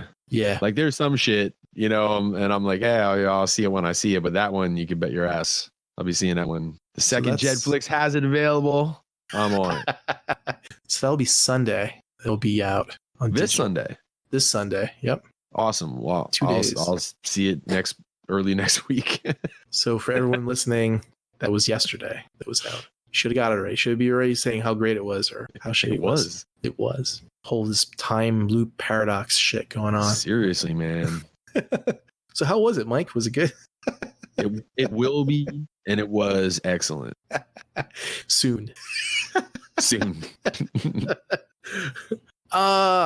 And Transformers director Michael Bay signs multi-year film and TV deal with Sony Pictures. And what do they do? What's he going to be ruining? So he did Bad Boys and stuff, and that was all on Sony Pictures originally. So, but the funny part is, like, a lot of people are saying that he's going to do the next Spider-Man movie. Well, yeah, we'll see what goes on. I'm not. That's like when you see some crazy ass rumor going around and you start screaming about it, and it didn't happen yet. So I'll wait until it gets announced and then I'll yell about it. So every time you go and watch a movie and it starts with like Sony Pictures or whatever, and just think Michael Bay. So It's like I don't look to hate on his movies, but I just like he just I don't know, man. He just makes movies for the lowest common denominator. Really, I liked him. I still like his directing. I didn't like his Transformers directing. I liked the first one, but I didn't like the others. The movies that he did before then, like Armageddon and what was the prison one with Nicolas Cage? The Rock. The Rock. Was that a Michael Bay movie? Yeah. Maybe that's the key. Like maybe you give him something new, right? Like that doesn't have robot time? No, not that. Just like no past lore, right. We're you know what I mean? Like an existing property as opposed to, because honestly, both of those movies, I liked both of them. I liked Armageddon and The Rock was awesome. Yeah. Welcome to The Rock. Let me look up I can't remember the name of the movie that he did that was really good. It was about the SEAL team. Was that? Well, he did 600 Round. That was one that was really good too. Did you watch that? That just came out last year. What was it called? 600 Round. That was a Netflix movie with Ryan Reynolds. I did not see that, no. 13 Hours. That was the other one. That was really good. It's when they're during the U.S. compound attack in Libya. Yeah, I didn't see that one either. That was a really good movie. John Krasinski was in that. And what was the other movie that he did that's not well known? Let's see. Director. The Island. Remember that one? No, I don't. That was Scarlett Johansson and Ewan McGregor when they were like clones of people and they thought they won a lottery. They were going to like an island, but they weren't. They were just basically getting put to death and chopped up for parts and shit like that the people they were clones of needed. And then they escaped. That rings a bell, but I don't. That rings a bell, but I don't remember. I don't remember it. I'd have to go back and see it. And of course, he did Bad Boys and Bad Boys 2. No, he directed a lot of music videos. About that, Donny Osmond. It must have been his early days before there were explosions and everything. I was just like, that's the first thing that I pictured was like I'm going back over music videos in my head trying to think of which ones were overproduced and full of shit blowing up. And then you said Donny Osmond. I just pictured like him in like an action music video. It's so dumb. Meatloaf. I can see that happening with Meatloaf. Yeah. But not Lionel Richie or Wilson Phillips. Are these all on the list? Yeah, the video shorts. Yeah. Tina Turner, The Vinyls. Oh, here we go. Great White. He did the video Call It Rock and Roll. Winger. House of Lords. Man, I gotta stop looking at these. Anyway, So Michael Bay. He's gonna have he's signed the deal with Sony Pictures, so we'll see what they come up with. Good for him. And that's it. That's all I got for the news. And let's see. So since Levy was out, Lorianne Vargo took it upon herself to find weird news for this episode. Is that what we're up to already? A little weird news already? Oh. Yep. All right. So. And you said Lori looked these up? Yep. Lori looked them up. She was actually going to do the weird news part, but she got tired and sleepy. So she went to bed. But let me pull up these articles real quick because I did not read them ahead of time because I thought she was going to entertain us with her regals of these. All right. So we got 3 of them. Florida woman filled Easter eggs with porn and other items to put them into strangers' mailboxes. That's great. Flagler County Sheriff Deputy said they arrested a 42-year-old woman late Wednesday after she allegedly spent several days filling plastic Easter eggs with a variety of items, including explicit images of men and women having sex and stuffing them into county residents' mailboxes. You know what? See, now that's the situation where a community has to come together and put up bail. That's just doing a community service. It's funny you said that. I got to read this. So Abriel Cressoni told deputies she was, quote, educating people with her eggs, which also included pieces of toilet paper, goldfish crackers, pamphlets about churches, and packets of drink mix. She said she distributed about 400 pamphlets and had a bag of pornographic material in her car when deputies stopped her. Shit, man. That's somebody out there doing the Lord's work, She was charged with 11 counts of distributing obscene material. And when it was discovered, she did not have a valid driver's license. She was driving with a suspended license and violating the governor's order related to unnecessary travel during the coronavirus pandemic. No, listen, delivering porn is essential life-sustaining business. In Easter eggs. Oh, man. The arrest report says Christina made several incoherent statements and rants about the church and local clergy. She said she was a church and she made pamphlets herself using PowerPoint. Look at that. Doing it all herself. Yeah, man. Sitting there printing out porn and just delivering it like a little fucked up Easter bunny. I just wonder, not that I find anything wrong with it, but I wonder what the thought process was. I don't know. It should have been better. She should have been like wearing like fucking Easter bunny ears and fucking had a basket. That would have been awesome. with the crotch cut out. Just I keep picturing fucking Bugs Bunny. He's going, I'm a happy Easter rabbit, hooray! remember that big dope? I want Easter egg. Remember that fucking dope? Yeah. Oh, the fucking little kid. He was like, one of these days. Didn't they? Oh man, I'm gonna have to go back and watch that cartoon, man, because I remember. Didn't he kick the fucking kid's ass? He beat him with a bat or some shit. Did he get stuck in a fence? And then he was whapping the hell out of him with a board or something, I think. I'm pretty sure he did. And I remember somebody like him going up to one of the bald characters and like painting their head like an Easter egg. I'm going to go back and watch that. I'm going to need a refresher. I remember the Easter rabbit was pawning his job off on him. He's like, I don't want to do this anymore. All right, so let's see. Florida woman filled Easter eggs with porn. All right, let's see what we got here. What's next on the list? UK couples compete in wife carrying championships. Okay. Competitive couples took part in the 13th annual UK wife carrying championships in Dorking, competing for a barrel of beer. Wait, where were they? In Dorking. Dorking? I'll have to ask Doors about that place. Wait, there's a place in the UK called Dorking. Dorking. And they have this contest. It's the 13th annual UK wife carrying championships. In Dorking. And let's back up a second, and I'll just to re-emphasize this. Your old lady picked these out, right? Yeah. Yep. She was setting you up. She was setting you up with this story.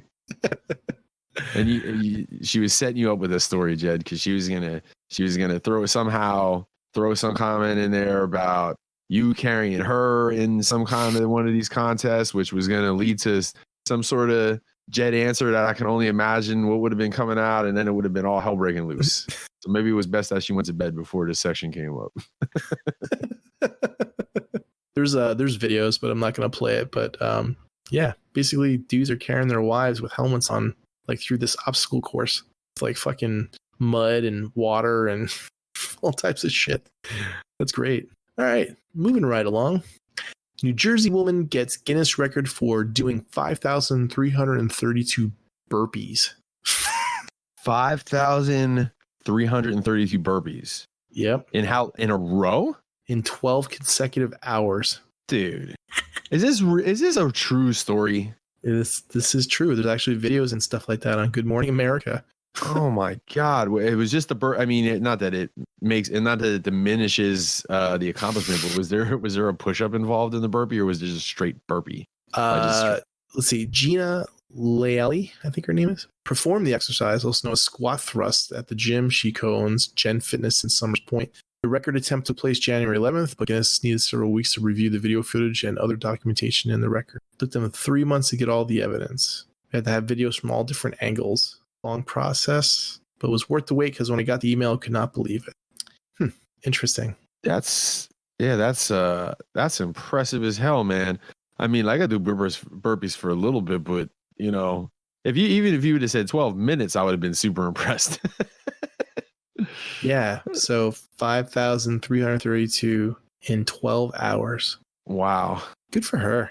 Yeah. Was she built like Bruce Lee? Did that pictures of her? At the end it says, it was sponsored by the Children's Hospital of Philadelphia, and Pancreatic Cancer Action Network, was aimed at raising awareness of omphalocelius, an abdominal wall defect that results in a baby being born with their organs outside their body. Ooh, all right. Guess her daughter had that, and we're supposed to raise awareness of that. Huh. All right. And that's the weird news for you. Don't touch that. That was a pretty decent crop of stories. Yeah. See, unlike Levy, there was no penis stories involved in that or deaths of small children. Yeah. Or deaths involving penises. I like how we're crushing. He's not here, so we're crushing him. She was telling me about she's like, I want to do the weird news. I'm like, all right. So she told me the first story, and I was like, yeah, that's good. So you gotta find like 2 more. And she's like, what about this? And it was just a meme. I'm like, that's not a story. I'm like, that's just a fucking meme. I'm like, you need to have like an article and shit written up about it. But it was a pretty funny meme because the guy was like looking like real close at a woman's like, face mask that she was wearing. And he goes, are those dicks on your face mask? She goes, you're too close. Back up. So let's see. So that's it. So moving on to the toy news. Yeah. So I don't have a whole lot to announce as far as new reveals with Transformers anyway. I don't know if you have any non-Transformer stuff, but the only thing I have a couple here, and I'm gonna put it in the chat. So Fans Hobby is doing so they just did that Thunder Clash. Fans Hobby did the Thunder Clash based off the Power Baser. So now they're actually going back and doing the Machine Wars Optimus Prime, which I would have to go back and look. I can't remember which came first, if Thunder Clash came first or if that Machine Wars Prime came first. I think Thunder Clash may have. And then they redid him as an Optimus Prime for the Machine Wars line, which was short-lived. But so Fans Hobby's doing that. I'm not too familiar with like the characters. So who am I looking at? Is that Thunder Clash on the left, or is that?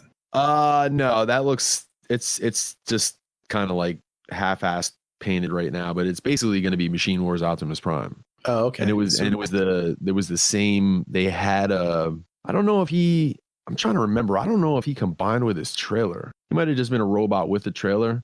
Mm-hmm. So both of these guys Optimus Prime? Yeah, it's kind of like the Power Master Optimus Prime. I see now. His whole chest is fucking missing. Got it. Okay. Yeah. Like he goes in. All right. Yeah. I didn't see that. I thought it was just a bad like Photoshop or something. But now I see the depth. Okay.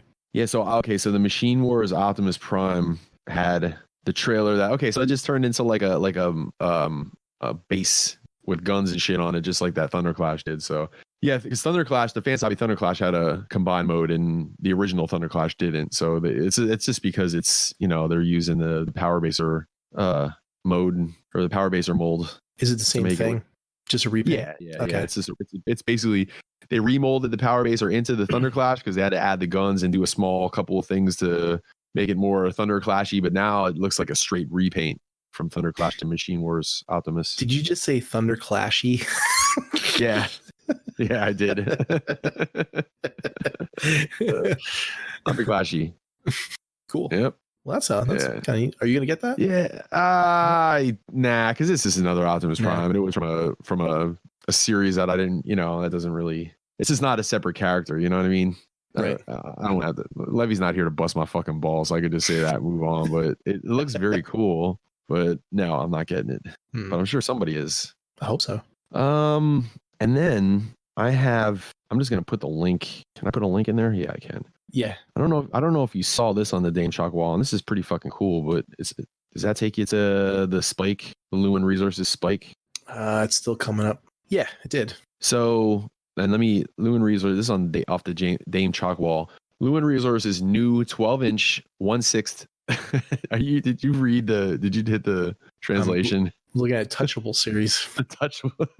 show us what the collector touched you, Spike. I now feel uncomfortable reading the rest of the 1/6 Touchable series. Quingshins. You got it. Test. Yeah, right. Like you would know. I'll be like, it's queuing ting. First test model series covers all human friends and villains that will surely fill the transformed world of fans and soldier lovers. Okay, so what this is basically getting at is it looks like this is going to be the first in a series of human characters from the Transformer series, which is 12-inch. 12-inch. Yeah. Wow. They didn't stop at 6. They just went all the way up to 12. They're like, fuck it. We'll just have them taller than the Transformers. Well, the thing is, like, at 12 inches, I'm trying because that Lumen Resources, they did that like 4 foot or 2 foot Optimus Prime or whatever. Okay. Oh, okay. And which I feel like they should have tried to do a 6-inch, man, because I feel like that would have been right in line with that Optimus Prime. But yeah, but they're doing 12-inch. And you know what? Well, so it's soft goods. Are you looking through all the pictures? I'm looking at the one picture now with yeah. I'm looking at the picture now with Spike, and there's like all this blurred shit on the top. It looks like is that it's just a pile of dog shit? What is that? No, the one with the full picture of him? Yeah. It's somebody's hand is blurred out. It's touchable. Like it looks like a hand grabbing Spike's head. It is a weird blur out. I don't know why that's blurred out. That is weird. That's like Japanese porn blur. yeah, it is, man. Yeah, maybe it's actually a dick. It could be, or maybe someone's asshole. I don't know. Well, he is touchable, so it's just. I think Spike's flies open too in this pic. I don't know if I'm a fan of the soft goods, man. And like I don't know. I didn't really like that Bob Ross. Like it's cool because it's Bob Ross, but I'm just not. I don't know about that. Like I like how Storm Collectibles does their shit. It's like it's not soft goods, but it's not like all molded right onto the guy, the figure. Right. But like the soft goods, I'm just really not that huge of a fan. Yeah, that's time with the Final Fantasy. When they do the Player's Kai stuff, it's like all plastic, but some of the stuff that they do is like a thinner plastic. So, or, it could be like a thicker leather or something. So it's just part of it. So it's usually like, I'll give you an example, like the Cloud that I just got with that Hardy Daytona bike. It's like right around his waist. And like right below his belt, it looks like it's part of his pants, but it's actually softer, so you can get his leg, moved around and stuff. And it's not hard plastic, so it's more malleable, I guess is the word. Right. Is that right? Yeah. But yeah, I'm not a really big fan of dressing up my figures in clothes and pants and boots. I feel like once you put soft goods on it crosses the line from action figure to doll. Yeah. Like, hey, Spike, what should we wear today? I know, let's put on the long sleeve and the blue jeans with the belt. Oh, you look so nice. Boots. Yeah, get him like a little vanity with a mirror and stuff. We were laughing. So Vanessa's been kind of like binge watching G1 Transformers, and we're into season 2 right now. Interesting. But yeah, I woke up to that, by the way. It wasn't like I said, hey, let's watch it. Like it was in the morning, and I was like waking up and she made us pancakes and she had G1 Transformers on. And I was like, how am I so blessed? It was like Prince with the basketball. I was like, yeah, so we watched G1 Transformers, and then she made us pancakes. But anyway, we were watching G1 and the Ultimate Doom, where Dr. Arkeville just inexplicably shows up. How about like they never actually really said where the fuck he came from? He just was there. Yeah. But he was making all the slaves, and he made the slaves out of Sparkplug. And like it's kind of shit that you didn't really realize back in the day. But as we were watching it, all the slaves came off the ship and were like trying to attack the Autobots, and all of them were wearing beige shirts, jeans, and yellow boots. Like they were all, and it was like, dude, how did they went out and they got all dudes wearing, like, dude, you're if you're wearing that shit, you're doomed to become a Dr. Arkeville slave. But it was just funny watching them file off the ship but like they were all in single file, and it seemed like hundreds of them, and they all had like they all shopped at the same Walmart, I guess. I don't know. They all went to the same Dickies construction workers. Yeah, right. Yeah. Oh shit. But anyway, going back to this, so the upside is that somebody's doing this. I think it's cool that somebody's tackling the humans, and I keep thinking that if I keep saying it, Hasbro will make it happen, just like the G.I. Joe. Like we talked about G.I. Joe 6-inch figures for a long time. Like I feel like if they listen to us. Yeah. Well, no, this is one of those you speak things into existence if you say it enough times, good or bad. The Hasbro CEO is at the meeting. That damn it, I've been listening to this Blackout and Shout show, and they know want what's right. Yeah, they want G.I. Joes, man. Phil, get to work on that. But I would love to see a 6-inch line of humans. Yeah. I really would. But 12-inch, that's just too goddamn big, man. Yeah, that's hot toys, size. Yeah. But I mean, like, it just seems crazy because if you're into Transformers, like first of all, the Transformers take up enough room. Like how into Transformers you got to be that you have the room to be displaying like a 12-inch Spike, 12-inch Carly, 12-inch Sparkplug, you know, Slizardo. I wonder what they're gonna do. That's the one line in here that's intriguing. Is as all human friends and villains. Mm-hmm. So you think so? Dr. Arkeville probably, right? Like I wonder how far they're gonna go. Well, I would think that you'd at least have Spike, Sparkplug, and Chip, right? Right. And then you'd have Dr. Arkeville and Carly, right? And Daniel. Yeah, probably Daniel. And what about Raul? The girl that loved Power Glide, which I can't remember her name right away. I'm trying to think of what other, and then you got to think like, I wonder if they go comic books, like, you know, it was GB Blackrock, Circuit Breaker, right? If they did a Circuit Breaker, I'll probably have to get that for Vanessa. Or they get into the Transformers Prime with the kids, the 3 kids. Yeah, I don't know. I don't know if they were doing humans. I don't know that they would go too much past G1. I don't know if they would or not. I mean, maybe they would. I don't know. But I'm trying to think of like all the bad guys that were in G1 that were human, and like I'm trying to think, and I can't remember too many of them. Abdul Fakadi. Oh, there you go. Abdul Fakadi. What was some of the other bad guys? They could do the who is the news reporter? Oh, the guy that was supposed to be like Geraldo Rivera. Yeah. He man, what was G.I. Joe and Transformers? Yeah, he was. I'm googling him right now. What were your search terms? News reporter, Transformers G1. There you go. Let's see. It didn't come on as easily as I thought it would. Hector Ramirez. Awesome. Let's see what happens if I Google G1 Transformers human characters and see if there's like a straight up list that comes up on the wiki. Oh, look at this shit. There is. List of humans. Let's see that. So that's the Marvel comic, and then all right, here we go. Was that chick's name Louisa? No, that was the chick from the Aztec episode. Oh, there's a lot of humans. I just clicked on Marvel. The list is like, there's got to be fucking 400 names on this list, man. I just want like the meat and potatoes, man. Here we go. So I'll do some notables off the cartoon. So you got. Well, I do hope they do Produce Thrower.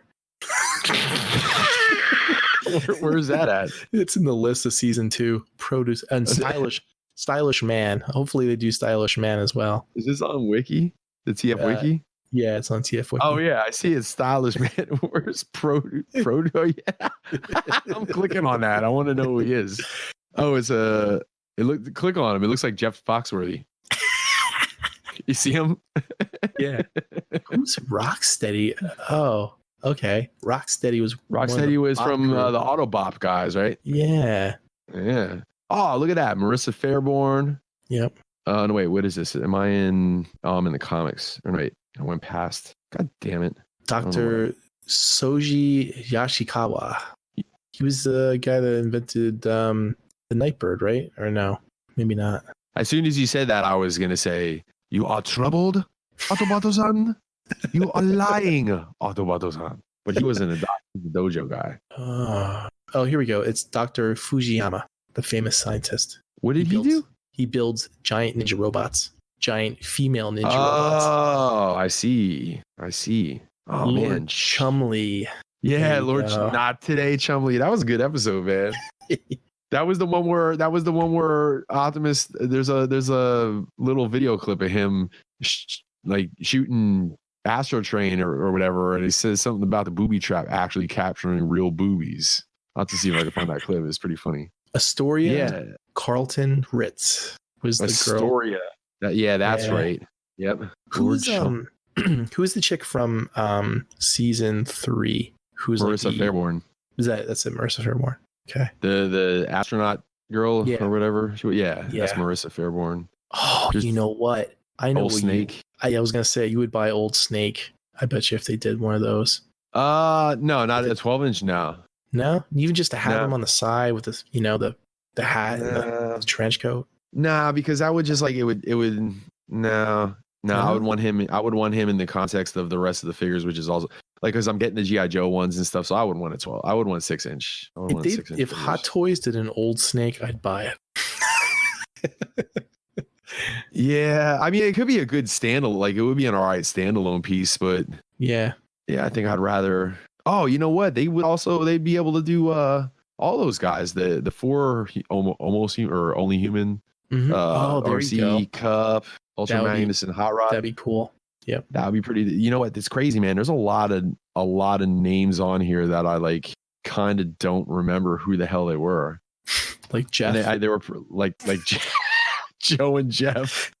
Jeff's the park ranger. Joe, Jeff, and Ed. And his work name ain't Mike. Oh, Yeah. that was the one with Beachcomber. Or no, was it Beachcomber? No, it was the Insecticon syndrome. That's it. Oh, let's see who Mike is. Beachcomber Mike's was the in old that. park ranger guy. It looks like Mike Great. and Jeff.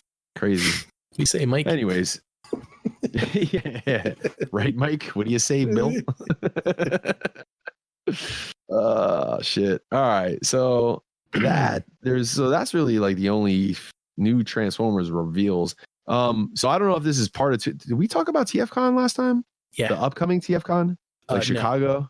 We went over all the TFCon video announcements that they did during the show. But not the new location. No, it wasn't. Okay, so- I don't think it was revealed yet. Yeah, I don't Or- think it was. Sometimes the 2 weeks runs together It a was little bit, but Sunday or Monday they revealed it, I think, and we did the show on Friday or Saturday.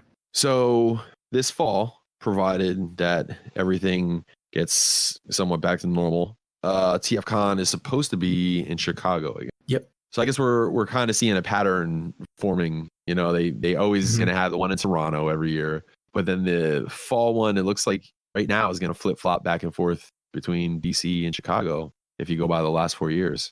Right. And then they're gonna have that other one that's just gonna be a wild card that they might move around to different parts of the country that wouldn't otherwise get a TFCon. So I guess that's cool. I guess. I would think that they would probably, that spring one, they would probably keep it in like really warm places.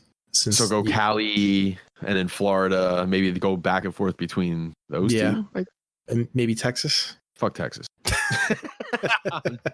I'm just kidding. I don't hate Texas. I just hate your football team.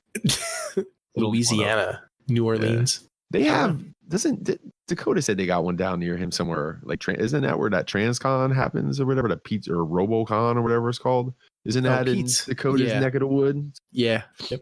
But yeah, Couple hours so from- Chicago. So it's like if that's the pattern, it's like I'm already looking ahead. Like, oh, cool. The year after that'll be DC, so that'll be awesome again. But man, Chicago's a haul. I know you're flying. Fuck you, Brother I'm Kyle's. flying. Yeah, Brother Kyle's taking your place on the car ride. So Yep. No way. I am not doing another 11, 12-hour drive. no. Nope. Now think about that, right? So you did that trip with the 3 of us. So there's 4 of us. So we all took turns driving, Mhm. and it still sucked. Yes. It just puts into perspective Josh driving from there to here. It's just crazy, man, by himself. Yeah. Yeah, I'm not looking forward to that trip. But Nope, I already booked a hotel, so yeah, I wanted to stay at one of the other hotels besides the one that I was in, but Levy trumped me. He said he wanted to stay in the hotel where the convention was. And that hotel blew last time. Did it? Wasn't. Yeah, the room sucked. Remember the rooms had that crappy blue type of color. dude, I was so drunk and high last time. I don't even really remember what the rooms are like, man. I remember They're always that way every time we go to the con. Oh yeah, that's right. That weird ass blue wall. Yeah, I remember that shit Yeah. now because I remember having to cut us out of that off of the background when we did the Grand Theft Auto pick. That was the year Tattoo Lee was there. And his friend. Yeah, that was your Tattoo Lee came to hang out with us, and we got to hang out with him for like 10 minutes. his sleep schedule was all fucked up. I remember getting that like a message from him at like 4 a.m. going, "Hey, what are you guys up to?" Oh shit, man, that was cool though. At least we got to meet him. Yeah, there's like a DoubleTree right there, and there's like a Hyatt and a Hilton and stuff, and I don't know, the same price and everything, nicer rooms, nicer hotel, but whatever. I guess everybody wants to stay in the shit hotel, so all I know is that I'm looking at flights and stuff to fly out of Harrisburg, and it's like $200 round trip. Yeah, 2-hour flight. I'm done. Yeah, man, I wish we could fly. Like, I wish I could get my shit out there. Yeah. And then We'll just have and then Vanessa drive fly. out by herself, and you can fly. Oh yeah, yeah, that's great. See you there, honey. Give me a text when you're in town. Yeah, I think it's going. I mean, it's man with the way flights are so low now. You can book it now for October, and even with everything, you probably like get a refund and cancel if things don't pan out. But I think they will. I don't know about the Toronto one. I think that one probably might be canceled, but I have a good feeling that the one in the TFCon October will definitely happen. Yeah, I think it'll be all right. Like I talked to a couple of people in the medical field and stuff, and they said that in some places the curve is flattening, and it hopefully in the next like month or so we should be on our way back down to wherever. I don't really necessarily understand how all this shit is working. Like if there's no vaccine and there's no like real treatment for this specific sickness, like, and it spreads as easily as it does, well, there's not going to be any kind of vaccine or any kind of anything for it at that time yet either. Like I heard it takes a year and a half to come up with a vaccine, and that's coming out of the mouth of a doctor that I personally know that's not nuts. You know what I mean? Like, right. So I do understand that they're not conclusive yet or not, but I think they said that they're leaning more toward the line that if you have it or you had it, that you're immune to it then afterward, unless it mutates into a different strain. Right.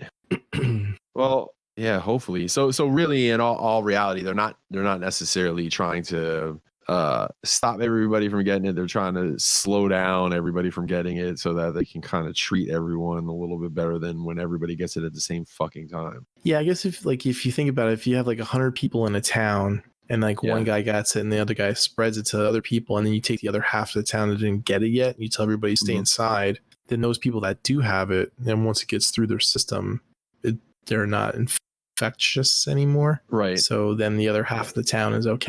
So I think if the whole social distancing takes place and people, the amount of people that are infected and it runs its course, over a matter of time, and no new people keep getting it and spreading it, then it should like go away until somebody else gets it. On paper, that sounds good. And with your example of 100 people, that sounds good. But over how many, billions of people are on the planet and how many millions of people are in the United States? Like you would just think like by law of averages, there's assholes that just aren't paying attention to any of these rules and just doing whatever the fuck they want to do anyway. And like there's you just 4 million people, I think, in Philly alone. Yeah.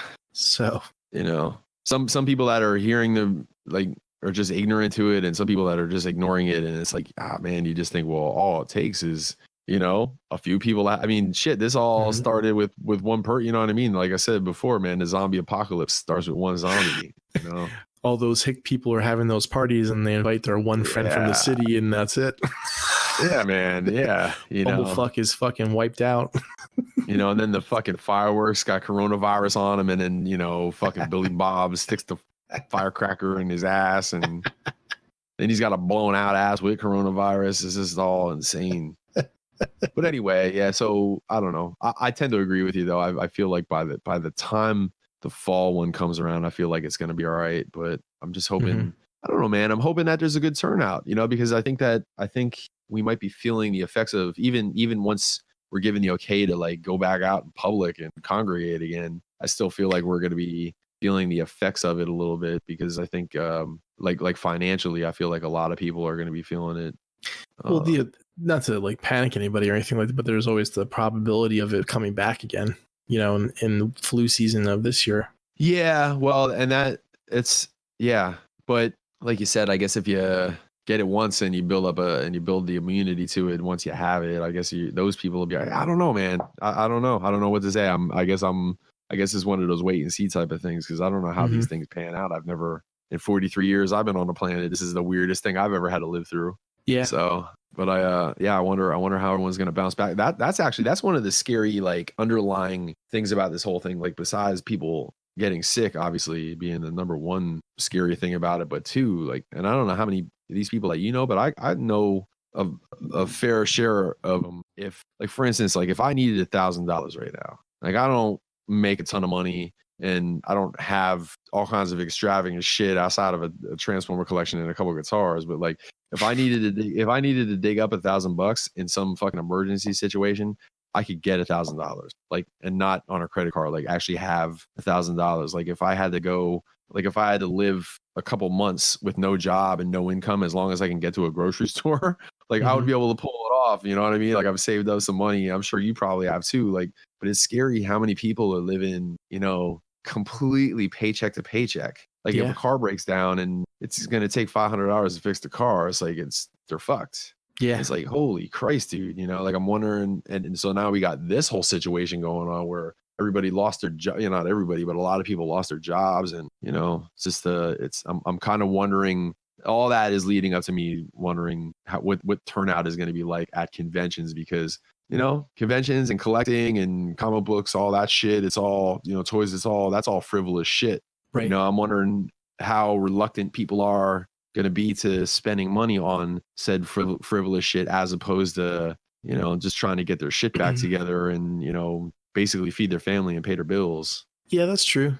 I mean, the majority of like the people who buy like third party stuff or either MP stuff, I mean, that stuff's expensive to begin with. Yeah. You know, and if you don't have like a steady income, or you got fucked, you know, in the past few months or whatever, and you're trying to make up for that loss, I mean, you're not going to be, I mean, if you're smart, you're not going to be out there buying, you know, hundreds of dollars worth of toys. Right. So, but then again, you know, there's all these other, you know, kind of like a reprieves that are going around. You know, you have the student loan thing where you're saving money there. You maybe other loans that you might have, like credit card debts, they might have, you know, deferred those. You know, you're getting the extra bonus in unemployment from the government because of if your job was affected by coronavirus, get, I think, an extra $600. Is that a week or something?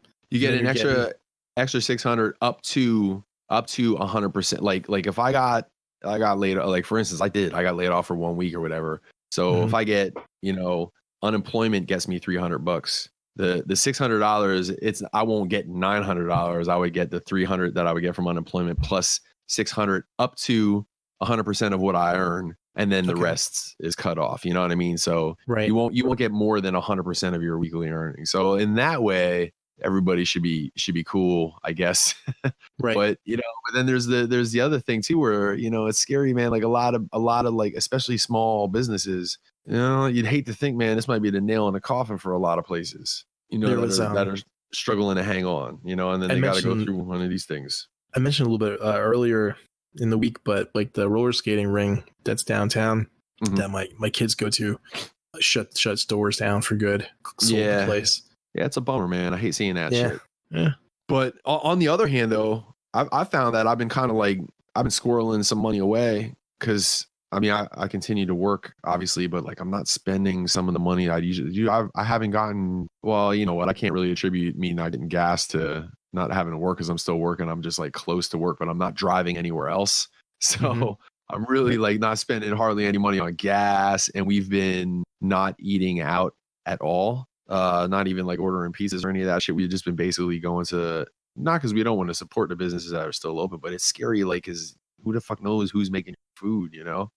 So we've been kind of like just grocery shopping and like doing all our meals at home. So I'm spending less money there. And Lori told me earlier that, I can't remember which company it is or where, but whoever makes those goldfish crackers, usually get those from my kids. They reported like a bunch of people in the facilities that make them had coronavirus. So she canceled like orders that we had for goldfish. Like usually get like those, like a case of those little bags and stuff. Usually give them to school and stuff.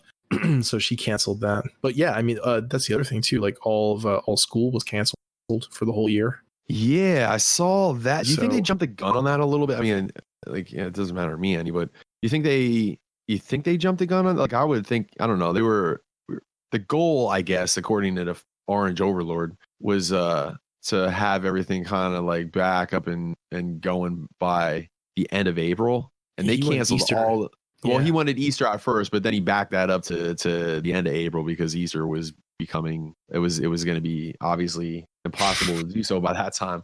But like, I don't know, it's just crazy that they canceled it. Or you think they would have waited a little bit closer to the I guess the end of April before they pull the plug, but I guess they're pretty confident that just is not happening. I'll tell you, there's like two things. Like my kids are still in elementary school, but the elementary teachers like have like an online app system that they've been using. It's called Dojo, and they have been sending out lessons and doing videos. Yeah. The teachers have been recording stuff for the kids every day, and there's worksheets, and they're still teaching them. So everybody passed to go to the next school year, but they're still teaching them everything that they can for however long they can do that for. So that's good. I'll tell you one thing that's kind of fucked up is that like if you were like a senior and you graduated this year, supposed to graduate, you're automatically considered graduated now by the government, and they're taking like people who wanted to enlist in like the service, they're taking them early. So you can go into the service like right now. Oh yeah.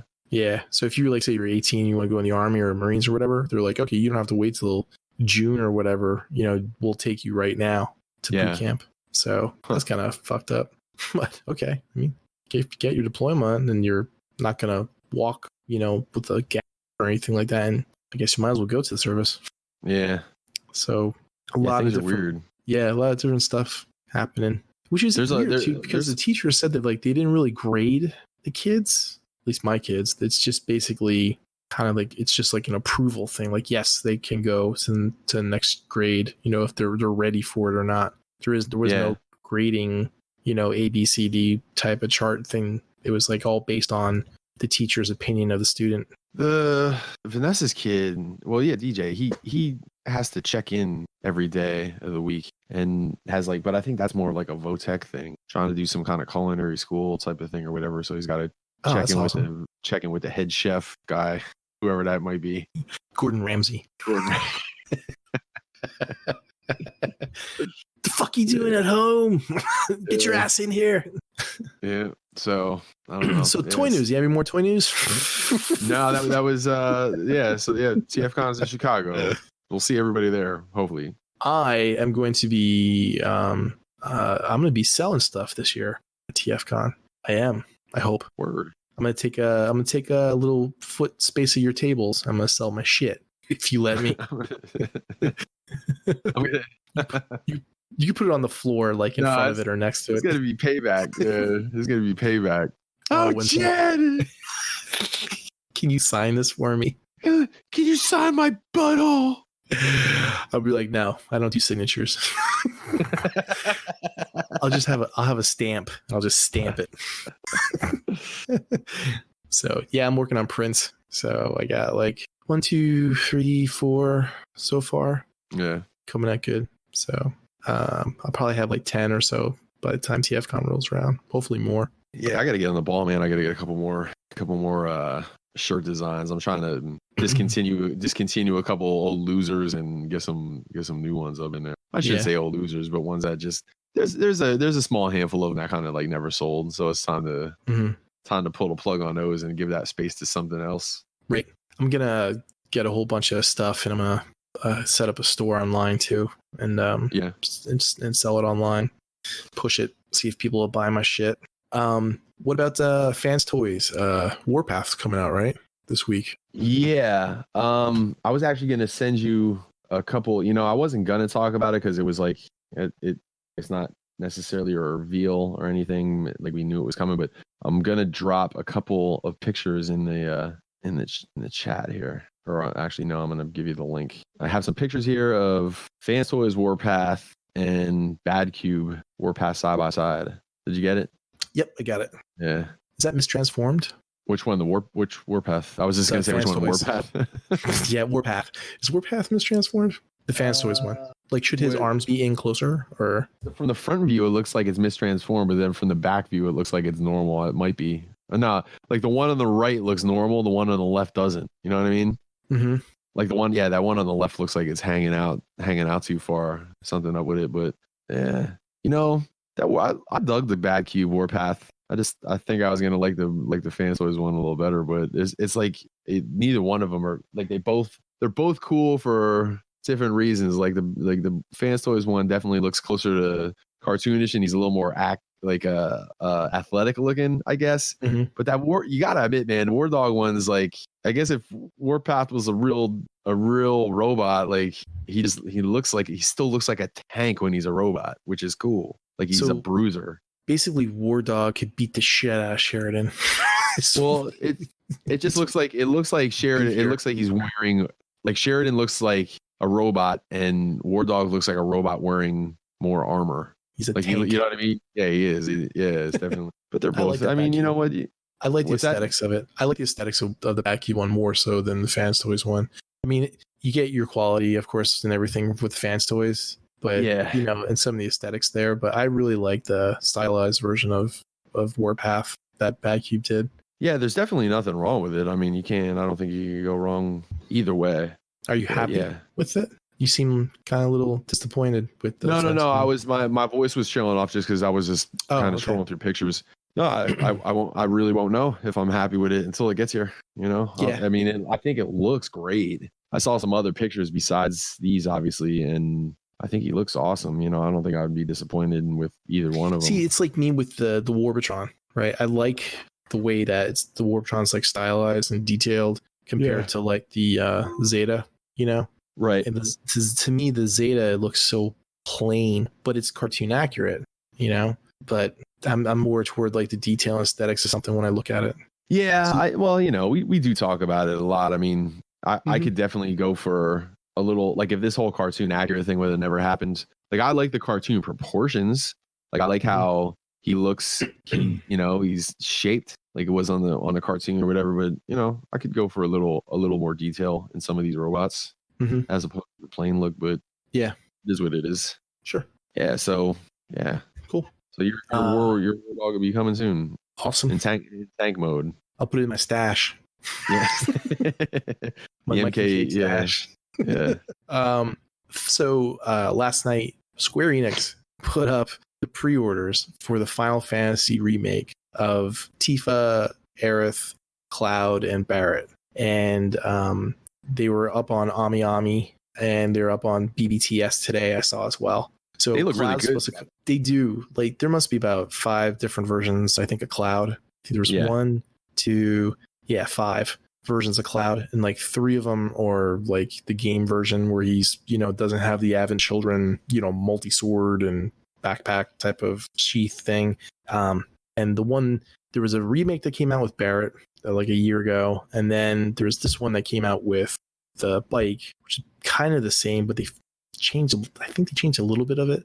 And then this new one that's coming out, but this new one that's coming out is kind of the same mold, but it has different joints. It's like new different elbow joints, and it's a whole new head sculpt. And it looks like they changed a lot of like where places get cut on the figure, so it looks more fluid.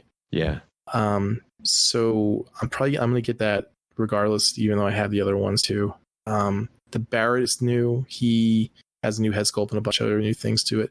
But Tifa and Aerith are like all brand new. They look completely different, and it's kind of cool the way they're doing the joints and the elbows, because like when the arm's straight, you don't see it from like the back. It looks like it like seamless, but and then when they're bent, you don't. It's like has like this.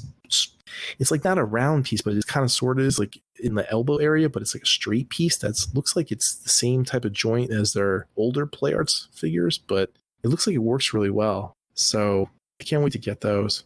But just for everybody who's looking into getting that stuff, Ami Ami has them for $112 a piece, and BTS has them for $150 a piece. So that's a big price difference. Yeah, really. So I pre-ordered all 4 of those already. And Clouds come out in July, Barrett September, Tifa October, and Aerith in November. And then I'm sure there's going to be, you know, Sephiroth and all the other guys are going to be coming out, you know, next year after that. So I did see some other news. I didn't get the details of it because I saw in passing. But did you see that Kickstarter that they were doing for the Spawn? I did not. No, I did not. They're doing like a Kickstarter for a Spawn figure, which was interesting. What was some of the other stuff that came out? There was a Mysterio for Marvel Legends, like old school colors. That I saw. Yeah, that I saw. That went for pre-sale. I think. Oh, here it is. Spawn Kickstarter campaign. Damn, look at that thing. And what is that? What are they asking for that? Since you're right there on the site. Let's see. It's with Kickstarter to deliver an updated version of that original 95. So it's a remake of an old figure. Here we go. I got the Kickstarter link right here. Check it out. So where the hell's pledge $40 or more? Classic Spawn. Pledge $40 or more. Modern Spawn. I guess there's a couple. Is there going to be a couple of different versions? Did they say what scale it is? 6 inch? Or? Yeah. The original one was 5 inches. This one's 7. Oh, okay. $80 is the autograph version. So if you just want one of the figures, is $40. It's not bad. Yeah, for a Kickstarter. Cool. I'm not that into Spawn to actually get them, so yeah, I'm not. I really dug Spawn, but I just liked it as a comic book. Like I never really had a saw a need to be getting action figures. Just because there wasn't a whole hell. Remember with the old Spawn? Yeah, they had the Violator and they had that other white and teal bad guy and who else? I don't remember who the hell. I don't remember very many characters from Spawn anymore. They had the Violator, and then there was a Vindicator, and there was kind of play on the same type of name. Vindicator, Violator. Yeah, the Vindicator might have been the white and teal one, the big guy. Did they have a Sam and Twitch? Was Sam and Twitch? Did you ever make figures out of them guys? I don't know. Probably. When McFarlane did his line of toys, I'm sure he did all that stuff. Yeah. Never got into looks cool. McFarlane toys. Never got into McFarlane what? Toys. Yeah, I was collecting Phillies and Eagles for a while, and I had the Dragons, of course. Actually, you know what? No, I completely lie, man. I collected a lot of McFarlane shit because I was getting the Spawn the Dark Ages. Remember that shit? No. Yeah, man. It was Spawn. It was actually a cool concept. And I think I have the comic books around here somewhere too. It was Spawn. It was like medieval Spawn. Oh, okay. And it was werewolves and vampires and all the the monster universe type of monsters and shit, but in a Spawn type of world and set in the Dark Ages, which was actually kind of dope. Except that McFarlane didn't actually draw any of that shit, man. That was somebody else drawing that shit when I was reading it. Yeah, I think I bought the first 10 issues of Spawn and then I was out. So that's it. That's all I have for toy news. Word. So you want to move on to questions? Q&A. So let's see. Do you want me to go through them? Yeah, sure. Because if you shared them, then I don't know if I'm in all the groups where you shared it. So let's see. SLB Vlog. Josh Lawrence asks, do you remember the link for the Transformers game we all played a year ago or so? And you replied with the link. It's called G1 the Transformers Quiz on jetpunk.com. That was a fun quiz. I remember that. Yep. I forget what did I fail on? I think I forgot some of the aerial bots or something like that. The only I think I missed 5 and they were all Nebulons. Like the binary bonded, the headmasters and target masters. I missed a couple of those. That reminds me, someone posted in one of the groups, they said, could you imagine a headmaster Starscream with Cobra Commander as the headmaster? Dude, that's a great idea. That's a great idea. I don't know how they would make it happen, but because you would have to go with Starscream's color scheme or whatever. But I guess when it opened up, you could be whatever color on the inside. Yeah. Yeah, I love that idea. Megatron and Destro. That'd be kind of cool. It would be cool, but it's just that Starscream has the extra tie-in of Chris Latta. Yeah. Latta, yeah. Let's see. So Gary Allen asks, what childhood memories do you have of creating your own action figure crossovers? Did the Cobra troops fight Inhumanoids? Did Sectors battle characters from Eternia? Did that Joe team utilize Star Wars spaceships? What creative mythos did you build with your imagination? You still there? Yeah. Oh, okay. It was all I only ever collected robots. So it was always like Transformers, with a couple of GoBots sprinkled in with a couple of knockoff Transformers, like the Sledge that had dragon wings. With Voltron, you know what I mean? It was just like a mass robot fight basically, because I never collected anything. Well, no, I shouldn't say that. I collected like turtles and shit, but like if it came down to like actually being on the living room floor with all my shit and setting up sides and factions and all that stuff, it was all like these robots versus that robots. And I remember having like a draft, but then I would always draft against myself because it's not like I was playing against anybody. So be like, well, how would I draft these? It's like, all right, well, this side is going to get Optimus and this side will get Megatron, and Voltron's a combiner, so then I got to put like Devastator over here. It would so on and so forth, which is kind of would work itself out. What about you, Jed? Didn't you collect dinosaurs too? Yeah, I did, but the universe is never. The robot universe never really crossed over with the dinosaur universe. Yeah, I kept church and state separated even back then. Did you you know what I used to do when I was in school? I used to draw like battle scenes. I'd have like the Enterprise like shooting lasers at a bunch of tanks from G.I. Joe, and like, a bunch of Transformers like shooting at everybody else and stuff. And when I was like I went through my phases though. Like I would play like with a whole bunch, like you said, GoBots and Transformers, kind of mix and matched each other all the time. Yeah. But like I had like my own He-Man thing when I was before Transformers, I think. And then I think the only thing I really mixed in with Transformers like was Micronauts. I had some Micronauts that were like part of the crew. And the only reason why I had Micronauts is because my parents got me like a box of them at a yard sale. I'm like, what the fuck's this shit? Transparent people. I'm like, okay. I didn't like realize until years later they were called Micronauts and it was a thing. And I never had Voltron when I was a kid. I had some Star Wars stuff, but they didn't really mix too much. I didn't really do too much crossovers when I was a kid. I mean, like later on in life, I always just think, oh man, it'd be cool. G.I. Joe was on the Transformers cartoon or something like that. And the humanoids and all that stuff, but never had the toys where it was like playing them back and forth. So that I can remember anyway. You know what kind of happens to me? I don't know if it happens to you, but it happens to me from time to time at like a toy show or whatever, especially if they have a lot of vintage stuff. I had a lot of like, I wouldn't call them knockoff Transformers because they weren't like knockoffs of existing Transformers. They were just like robots from whatever weird ass series was out at the time and shit. And sometimes they were just like, a lot of times they were cheap ass toys or whatever. Yeah. And sometimes I'll see toys it's almost like a deja vu type of thing. Like, I've forgotten that I had it, but then I'll see it at a toy show and I'll like, and I'll be like, holy fuck, dude, like this weird looking little battleship robot. Like I had this when I was a kid, but I don't remember having it until I just saw it sitting on this dude's table for $6. Yeah. I remember that. That's how it was when we went to that toy show like a month or so ago. I saw a bunch of old crap that was sitting there. I'm like, I remember having that.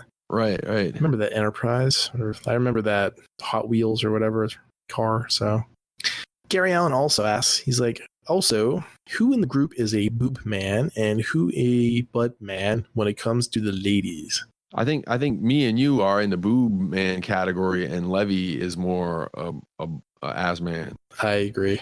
Yep.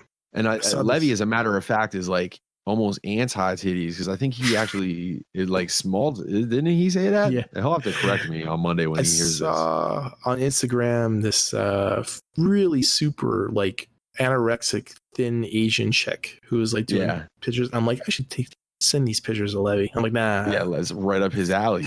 Yeah, that's because he loves his Asian chicks, and then he like especially little. It's like his taste is so weird, man. Yeah, I was like, give this girl a sandwich. She actually needs one.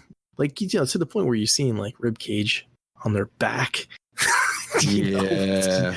Nah, that's not me. Yeah, I think I would much prefer 10 pounds overweight, 10 pounds underweight. Give me 10 pounds overweight any day of the week. Right. Yep. Little fluff. Yeah. Tyler Gillet writes in, marry, fuck, kill. Optimus Prime, Captain America, Cloud, last name, unquote. I think he was trying to go for Strife from Final Fantasy. Yeah. I have my answer already. I don't know if you want to go first or should I? Go ahead. Okay, so this is one thing that I never really thought about, but like, are we assuming that if you marry, you have to, the sex is involved? Because like, you can just marry somebody and then not have sex with them. Kind of like my ex was doing to me for a while. Like we've all been there.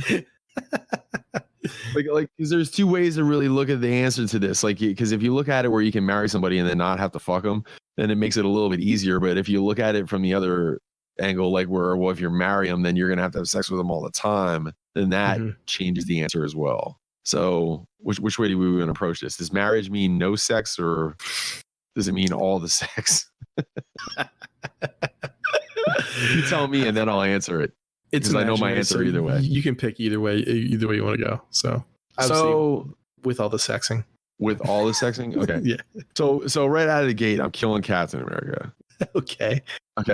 And then I'm thinking I would probably fuck Optimus. Yeah. And then or maybe right in the no. exhaust, huh? Yeah. Because I mean, people do that, and that's not, it's like, well, it's not. I've seen what the hell was some show? Some dude was making love to his car. Did you see that? I remember seeing some shit on the internet, man. He was like laying underneath. You gotta wonder if those are real people, though. And if they are, it's like, dude, what planet am I living on, man? And then probably marry Cloud, and the reason is because like he's anime-ish, so he could be pretty if you slap a little bit of makeup on him. I'm thinking, That's what. You ain't gonna get me to say that I'm gonna kill Optimus Prime, Tyler. It's not happening. Captain America is out of here. So it's funny you said that about Cloud, because I thought the same thing. I'm like, he could be feminine if he wanted to be. Yeah. There's a part in the game where he has to dress up like a chick and wear a dress. So right. It's been done. So I'd fuck Cloud. So yeah, So you're marrying Optimus Prime? He's a little guy. No, I'm marrying Captain America for the paycheck, dude. He works in the government. He's got a steady paycheck coming in, and he's Captain America, so he'll always be faithful to you. He would never cheat on you. And I'm gonna kill Optimus Prime because fucking he's gonna die anyway at some point. They always kill off Optimus Prime in every series, so why not get it over with right away? So I do have to point out one faulty thing in your thinking, maybe a little bit. Like, yeah, Captain America is gonna he's gonna fucking live way too fucking long, so you're gonna be stuck with him. There's a chance one of these other motherfuckers kicks the bucket. Yeah, but he's gonna be, and then you get yourself out of it. He's gonna be on some secret wars mission out in space somewhere, like fucking 95% of the time, right? So he'll probably never be home, right? So I got the place to myself. I guess, yeah. Yeah, collecting those military paychecks, man. Get us out of here. All right, let's see. What else we got? In the Hardcore Collectors, good old Yule asks, NFL Draft 1 round wish for each of you. Mine's Joe Barrow. I hope the Raiders will never ever get him, but I mean, I'm sure the Bengals will pick him up right away. But I think they need a new quarterback. I think Carr needs to, I don't know, he's getting slower, I think, as he gets older. Yeah, I agree with you. I mean, how old is he? Carr? Oof, that's a good question. Is he in his 30s yet? I'm pretty sure he is. Let me look up. Ever since he broke his leg, ever since then, it's been... He's 29. Shit. Oh, he just looked it up. Yeah, it's getting there. Yeah. Thanks. Cool. Yeah, man. I mean, I don't know. You don't want to pull a plug too early, but if you think he should, you've seen more of him than I have. I mean, I haven't. The only time I really see the Raiders is when they play primetime or when they play the Eagles. Yeah. Last year he was better. The year before that he was shit. So, and I think that goes along with the line that they had. But he was shell shocked the year right after he got his leg broken, and he never sprung back from it. He's a lot more cautious now with the shit that he does. It's a bummer too, because that year the Raiders were rolling too. I think they were like 13-2 or some shit, or 12-2 or something, man. Yeah, they were really going. So what year was that? Was that 16? That was 3 years ago, I think it was. So it would have been the year right before the Eagles won it. Yeah, it could have been 16 or 17. Yeah, or I don't know. Maybe it's been a while. Yeah. How about you? For the Eagles? I can't really narrow it down to a specific name because I don't watch enough college football to really make a pick on an existing dude, but I can name positions, and you gotta go wide receiver if they can get the right wide receiver in the first round, but they historically haven't chosen wide receivers very well. I think the last good wide receiver, like the last really good wide receivers that we got in the draft, was going all the way back to Macklin and Deshaun Jackson. Yeah. And that was back during the Andy Reid years. And that was, I think they were they were either a first round pick and a second round pick, or they were 2 second rounders, and like Deshaun was really close to, like he was high in the second round. I think they might have traded. I can't remember, but I know they were definitely like 2 high draft picks, and they were both great picks. But since then, man, they've been striking out on wide receivers in the draft. So I'm like, you know, in a perfect world, when my general manager drafts well, I would say, yeah, you got to get a receiver, because even if you can depend on Deshaun Jackson to make it through a year at least semi-healthy, you're not going to be able to depend on that for very long, because he's into his 30s, and all he's got is speed. He's not like one of those big guys that can kind of, you know, hang on another couple of years because he could like still out muscle people for the ball. Like his whole thing is speed. And once the speed goes, you know, the health is already going. So once the speed goes, it's all over. And then, you know, Alshon's got to go. You know, your receiving core after those guys is Greg Ward, which was awesome that he came on last year off the practice squad, and Arcega-Whiteside. And who the hell else did they got? You know what I mean? They got good tight ends, and they got good pass catching running backs, but not really anything in the way of wide receivers. So they got to get some people on our receiving core. That's what I would go. Well, is T.O. still a free agent? T.O. could probably be better than a couple of the guys they got on that roster right now, man. Seriously. How's he now? You know, and I want to see Carson. Oh, T.O.'s got to be pushing 40. Yeah. How old is Terrell? Oh, Terrell Owens is 46. Ooh. Probably still built like a 28-year-old, you know what I mean? Yeah. T.O. was great, man. Yeah, when all that shit was going down with him and Donovan, man, they should have sent Donovan. Sent Donovan and kept I like T.O. I was looking for like creative ways to get rid of Alshon Jeffrey. Alshon Jeffrey loved Nick Foles. And I'm like, man, if we could somehow talk, you know, the Bears into taking Alshon for like a 7th rounder and then like paying, you know what I mean? Even paying like part of his contract, but his contract is ridiculous. He has like 20 some million guaranteed on the books this year. Wow. Yeah. For a slow 35-year-old receiver or whatever he is, that just like he's cooked, you know. Oh, he's actually 30.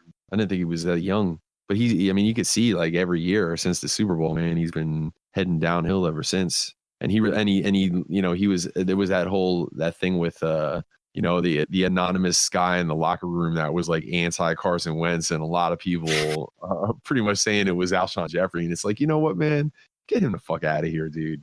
Yeah, bad morale on top of it. It's 2 things: bad morale, but you almost have to let go of a lot of them guys that won with Nicky, because you want this team, like you want Carson to be the leader of this team. So you want like all those guys coming off the practice squad last year, Boston Scott and Greg Ward and Perkins and all these other dudes, like they were all hungry, man. They didn't win a Super Bowl. Them other guys won the Super Bowl. You know, these dudes were just practice squad guys, man. So they're trying to make a name for themselves and shit. And that's what Carson needs. Carson needs dudes around him that want to be his guys. He don't need dudes like Alshon that, you know, that like Nicky better than him. It's like, get the fuck out then. Go to Chicago. Yeah. Fucking slow old bastard.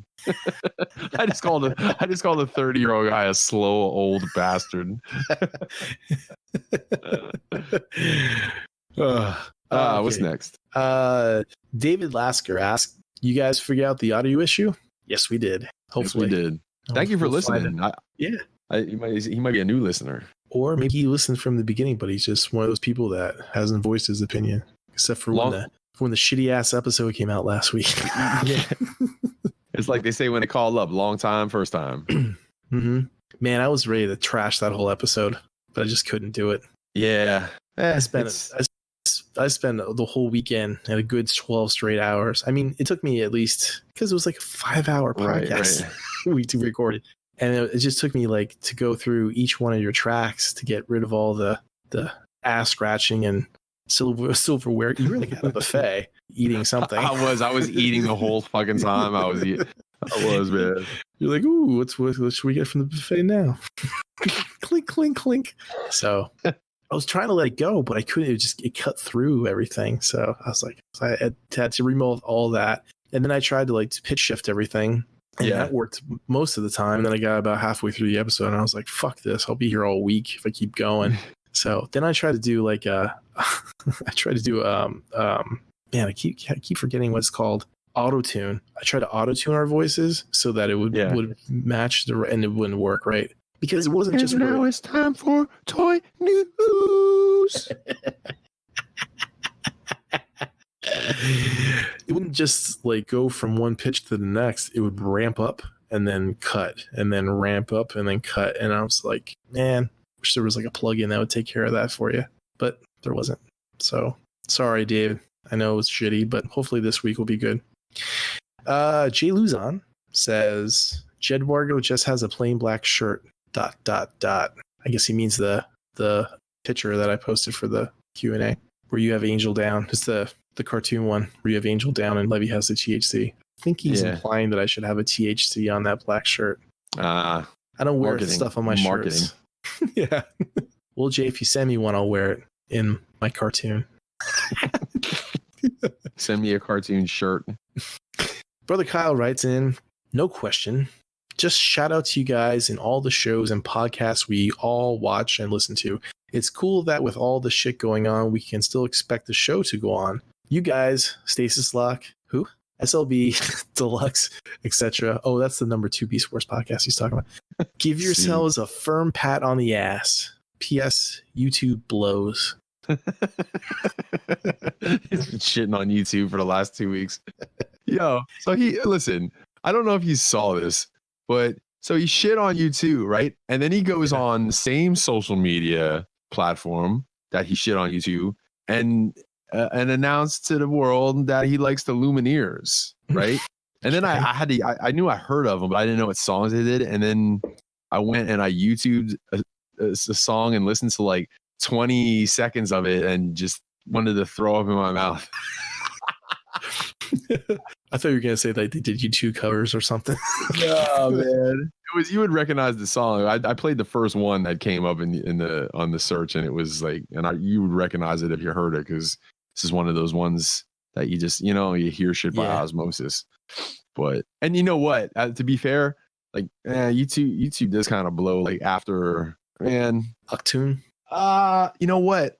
Octune was probably like their, you know how we always say about Def Leppard, like Hysteria. Mm-hmm. Hysteria was awesome, but then it was like downhill after that. I like Pop. They had they or not Pop. It was, what was after that? It was the one with Lemon, and it was Zooropa. Zooropa was after Octune, and that one was like, And then Pop came out, and Pop was like a step back in the right direction. And then after Pop was all, I think it was when when Bono got more into his whole activist role, he kind of like didn't give too much of a shit about the music as much anymore. And the Edge was like, come on. And he's like, no, dude, I'm over here saving the lions. Whatever the fuck he was doing with his glasses on. I always hated that aspect of like, I don't know, even like Rage, you know what I mean? Like I love Rage Against the Machine, but like, I don't know, dude. Like it's all the songs were like, I don't know. It was that same type of thing. It was like there was all this. It's gonna sound. I don't know how the hell to word it without demeaning the songs themselves. But like, not every song has to have a purpose or some not like your Christian rock or anything. right. Like, must stick to the Jesus theme. Don't veer away. Just fucking give me 4.5 minutes or something that just makes me want to smash everything around me and a good hook, and I'll be all right, you know? Like, yeah. But yeah, Octune, I guess Octune was awesome, and Joshua Tree was good. I think Octune was my favorite one out of. What did he say? When listening to U2, it makes him want to hang himself from a Joshua Tree. Yeah. When he put out that post about the Lumineers, I asked him if he shaved his pussy or if he had an afro bush. You could just reuse that joke that Sean said. The best time to listen to the Lumineers is when you're putting your makeup on. You're putting your makeup on, yeah. When you're cleaning off your dildo. Brother Kyle also says, also give a B-Day shout out to Bird Gang Alex. Yeah, happy birthday, Alex. Birthday, Alex. Bird Gang. Shout out to the Bird Gang. It's a very seasonal group. No, we have our, oh yeah, what am I saying? You're in the group. We have our own year round, son. Go Birds all year. Go Birds. Marcus Dorrington writes, "Hey guys, just checking in and sending some love from the UK in these tough times. I second what Brother Kyle says. Appreciate the extra work to keep the show going. Hope you guys and your families are okay and staying safe. F.U. Robin Leach, Doors." I was half expecting another sound clip out of him doing a voice that ain't his again this week. I was still waiting for Alan Grant's voice clip. Yeah, Dr. Alan Grant. The fuck? Let's go. I want a clip of him saying that. Oh yeah, that wasn't even one of Alan Grant's lines. I was just gonna say that is one big pile of shit, but that's the wrong dude. Wonder if he has dreams about velociraptors selling his name. Alan, wake up, Alan. Yo, shout out to Alan though. He sent me pictures the other day. He said he had an extra hour, so he took like a cardboard box and he cut up and like marked up and made a U.S. flag, a USS flag out of a cardboard box for him and play with G.I. Joes. Yeah, it was like this big U.S. flag. It's pretty awesome. You know what? I'm funny that I'm glad you brought up G.I. Joe because there was something I was in the hardcore collectors and on the sidebar, I don't know what it does on phones and shit like that, but I'm on it on my computer, and sometimes in the sidebar they will have other groups that you might be interested in, and there was a group that popped up and it said modern G.I. Joe collectors or G.I. Joe collectors, like modern G.I. Joe, and I saw it had 2,966 members in it, and it just made me laugh because I felt like if I clicked on it, I was just gonna scroll the wall and it was gonna be Snake Eyes. Just like this 2,966 members, and they're all posting their new Snake Eyes figure. That is exactly how the Play Arts Kai group's been. Like, for the past few months, it's just been, hey man, I'm selling this, or hey man, I'm looking to buy this, or like anybody selling this or whatever. Somebody would post like a picture of like their figures or something, right? But now it's just been, hey, I got my Cloud in my Hardy Daytona. Check out my Final Fantasy game. It's just been like post after post after post of that. So. And then all the people that didn't get it are pissed off, and all the people that did get it are happy. Yeah. So let's see. Adam Urban asks, how's Levy doing? He's doing good, Adam. And everybody who's worried about Levy. So he'll pull through. He's a tough cat. Let's see. So I posted in the Make Transformers Awesome Again group, and I got a couple people ask questions. Let's see how well we can answer them. Mike, I'm gonna say it's like his name's pronounced like Detoff, but with a row in front of it. Mike Roloff. Mike Roloff writes, "What's the status on War for Cybertron?" It's coming out in June, isn't it? Yeah, I think so. I think it's still in line on Netflix, right? June 20th, I think. Whoa. Yeah. Hang on, let me Google that for you. Yeah, June release. Yeah. Did you check with the production department at Hasbro and Netflix? Yeah, I just Googled. So he also writes, is Bumblebee 2 going to be another horse girl movie, or will it be more fighting and more Cybertronians? Mike, get the inside source. Yeah, man. Well, I mean, I know I want it to be more fighting and Cybertronians, but I don't know. I don't have any kind of. I don't know anything more than everybody else does. All I heard so far was that there was going to be a Bumblebee 2, and that there was going to be another one that might possibly be some kind of Beast Wars thing, and that's all. Yeah, that's all I know. From what I understand from the rumors is that there's going to be a second type of movie in that the whole Nightverse type of aesthetic. That's possibly going to be an Optimus Prime movie, or it'll just be like a Bumblebee 2 movie. With like more, Cybertronians and stuff like that, more of like a team up type of movie. Yeah. I don't know if they would do a Bumblebee 2. I think they probably would do like Optimus Prime, or they would do like just another Transformers title, Yeah. Maybe call it G1. Who knows? I don't know. But they said that was going to be in production, and it was going to be parallel with the Beast Wars movie that's going to be coming out. So how excited are you for that? Beast Wars movie? Yeah.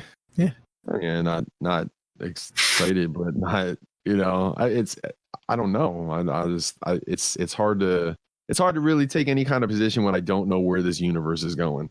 The Beast Wars or G1 or otherwise, like, you know, if they're gonna build on what they did in Bumblebee, I would be like, that would be satisfactory, you know, like that was a fun movie, and it was at least you sink your teeth into something as opposed to the Bayverse. But yeah, it's just I just don't know what they plan on doing, because the ending of the Bumblebee movie pointed towards the Bayverse, you know, unless they just try to brush that shit under the carpet. I think from what I understand from what I heard or what I read is that because of the success of Bumblebee, and yes, Tyler, it was a success, that they are going to keep going that route. They're going to drop away from the Bayverse, you know, canon, and go more toward like this is going to be in the 80s or this will be in the early 90s type of route.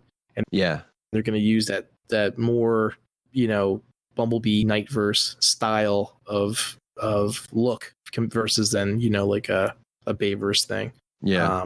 And that's what I understood, because it was popular and it made more money, and, you know, that's what people wanted, I guess, or whatever. Or that it was, because you remember what I was talking about before, we always said how they were kind of on the fence, that whole movie, how it was going to fall, and then see which way they're going to do afterwards. So I think they're going to keep going. At least that's what I remember reading somewhere, that said they're going to keep going with that. I would be all right with that. I mean, I would be all right with it, man. I liked the movie itself, and I liked the story. Mm-hmm. And even though it was a story that we've basically seen before, you know, like you said, in Horse Girl. But as far as like it was a decent story, and I was completely okay with the character designs for the most part. I think that Shatter and Dropkick, or whatever is that what they were called? Dropkick and Shatter? Mm-hmm. I think they were leftovers from the Bayverse, but Bumblebee himself and, you know, Blitz Scream, you know, and everybody we saw on Cybertron, like, I could get down with all that shit, man. Yeah.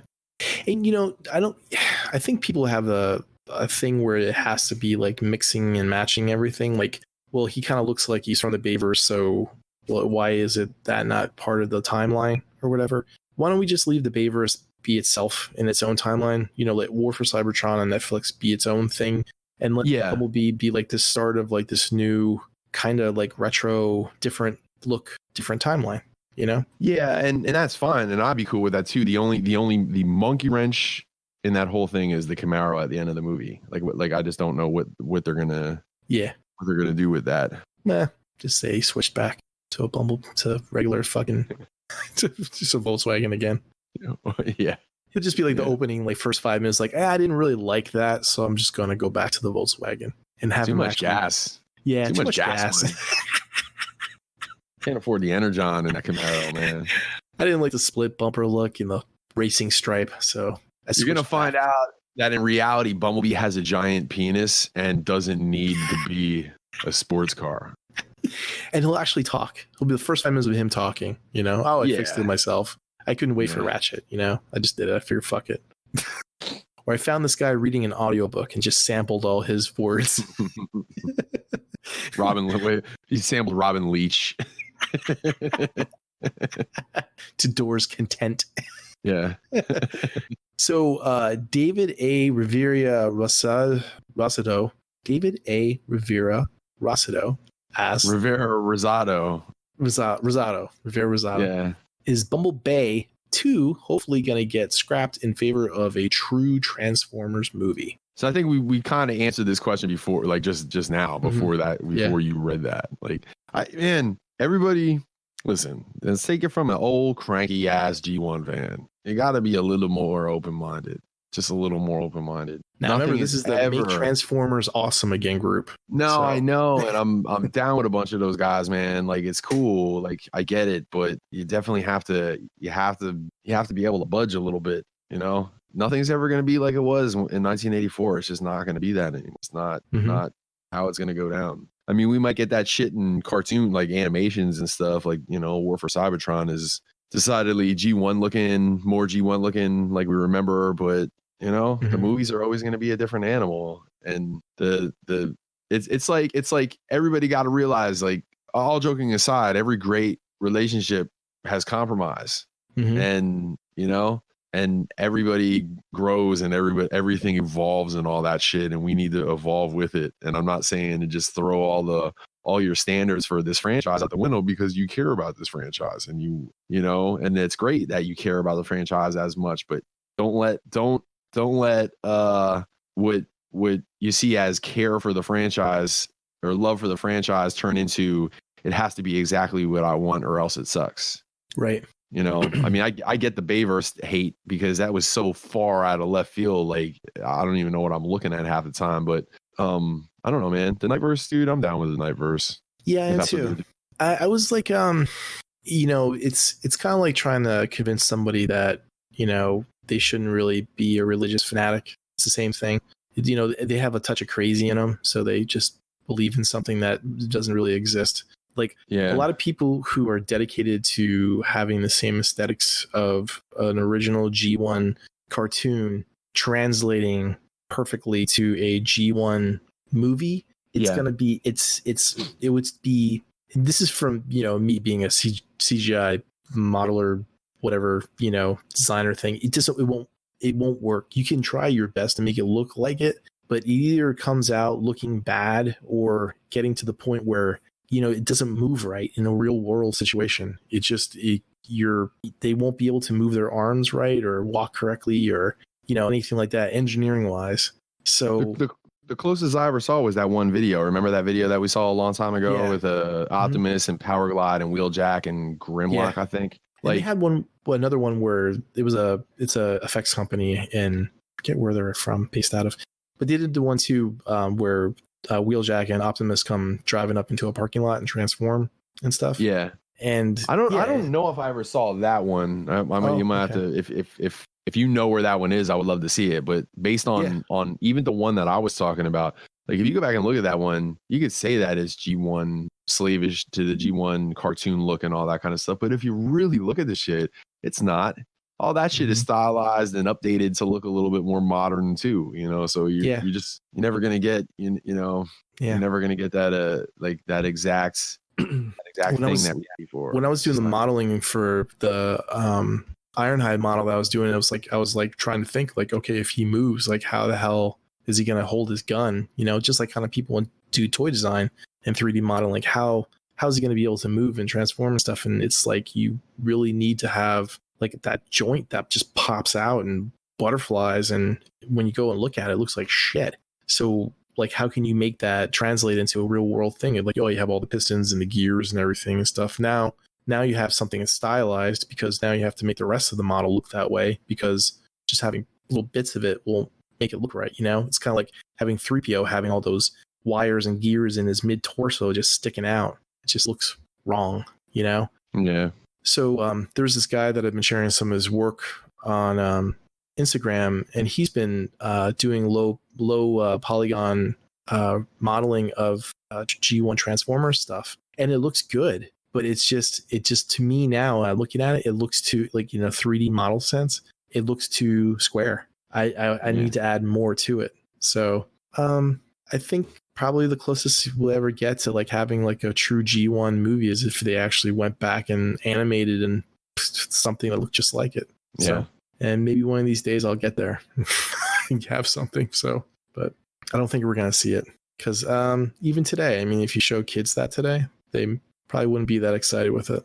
But you know what? If you don't like it, if you don't like the way it is, take the time, learn the shit, and do one yourself. And not saying that from a sarcastic point of view.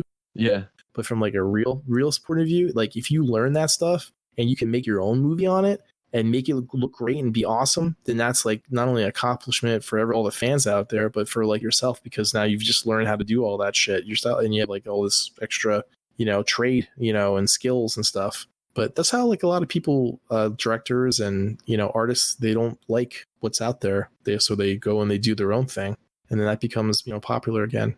There was a debate that was going on in the Blender NPR group yesterday about why is it that non-photorealistic rendering has to look like Japanese anime? Why does it have to look like it's a cell shaded, you know, look? Why can't it be something different that's not photoreal? You know, why isn't there different art styles now? Why can't you have more impressionism or more of this or that? And if you look at like Into the Spider-Verse, that was probably the closest thing that we've got that was different, you know, in the past decade or more. You know, it's just been kind of like an update of everything since then. So I think that you need to have an artist that actually take it and go to the next level. I was going to ask you this question, Mike, because you're an artist, that one of the guys commented, he's like, you can take something, you can make it as different as you want it to be, but unless it has some type of appeal to masses, the time that you spent on that art is like kind of the only person that's going to appreciate it is you. When you create art, do you look at it from a marketing type of point of view so that you can actually have people appreciate it, not just buy it, but to have people appreciate it because it's something that it's like a common thing that people kind of like? Or if you are like another artist where you just kind of say, I'm just going to do whatever the fuck I want to do, but then nobody really likes it except yourself. You know, is it really, you know, something that's done well as an art piece at that point? I don't know that I mean, I get what you're saying, but I don't know that the two are as separate as that question's posed. You know, like I feel like if you did something that you really thought was good and you put time into it to really make it awesome, and then it's going to look awesome to somebody else too, you know, or sound awesome to somebody else in the case of making music and stuff. Like I know when I draw something, or if I do a design, or if I, you know, write a riff or some shit, as soon as I hear it or look at it, I already know whether or not it's going to be a dud or not. And chances are, if I don't think anybody's going to really like it, I'm probably not liking it anyway. Mm-hmm. You know, I kind of think that the two are, but it to certain levels. Like I think a lot of like as an example, like when I did the 1984 box. People look at it and go, "Oh, that's cool," but I don't know that anybody realizes the sheer amount of work that really went into that to get it to where it is. You know, I think that another artist might look at it, another Photoshopper, you know, graphic designer might look at it and go and know what the hell I might have had to do all that shit. And you know, when you do a 3D thing, you know, maybe another guy that knows 3D, you know, design and stuff would know what went into it, but the average person is not gonna know how much work went into it, I guess. Well, that's that's kind of like the question. Like when you create art, do you kind of think, well, I know that a lot of people like this style versus something that you want to make, and you know that it's going to look like shit to everybody else, or they won't like it, but you'll like it because you created it's your art that you made. And does that kind of sway you more toward creating things that are more marketable to people because they like that type of style? I would do it once. If I wanted to do something that I really wanted to do that wasn't gonna have like mass appeal out there, if I put it out there, I would probably do it one time just to do it because it's something I wanted to do, but it wouldn't be something that I would make a habit of doing over and over again. Because at some point I would be thinking, why am I doing this? You know, like music is another story. If I was when I wrote songs, like I have a whole bunch of original shit written, and I could really kind of give a rat's fucking ass what everybody else thought of that stuff. I just had these songs in my head and I wrote them and I laid them down on tape at the time. You're old. And if people fucking dug them, that was great. But if not, like I still like listening to them when they pop up on my playlist. So, you know, but as far as like actual artwork, then it becomes more about, well, I want to, like, anybody that does artwork wants to show their artwork off. And if you're showing your artwork off and nobody's really digging what you're doing and shit like that, it kind of puts a damper on doing more of it. Yeah. I guess there was like the argument was based upon like, you know, how throughout history there's been different, you know, periods of art that have been popular. There's been like Impressionism, you know, Renaissance, realism, and in cartoons and stuff like that, you know, they've gone from, you know, basic crap stuff that was in the 60s and 70s, you know, except for Disney at the time. And then anime came along, Japanese anime, and that transitioned from one type of design to the other over the decades. And then we got to the CGI, and then CGI went through its thing, and then people started not liking that. So now you actually have CGI trying to be more like pen and ink used to be. Yeah. And the one guy was arguing, why isn't someone trying to make something new, you know, for like people could have a mass appeal? Why is there always the same shit, you know, over and over again, but just in a different flavor? That's the wild card in that whole discussion, is that, you know, sometimes when you're doing some shit and you're not sure if anybody's going to like it, you just might be doing something that nobody did before. and maybe it'd catch on, maybe, so yeah, art's weird. Art's weird. And, sometimes people like it. It's a lot of times subjective. Yeah. Sometimes it's not. Yep. And that's it. That's all the questions we have for this episode of Blackout and Shout. Did you have anything in closing, Mike Kincaid? I wanted to ask you, where did your super famous internet celebrity status kind of peak out at? Where are you at? It is. I'm on the computer right now, so I'll quick scroll a couple posts ago. I think I saw like 112,000 the last time.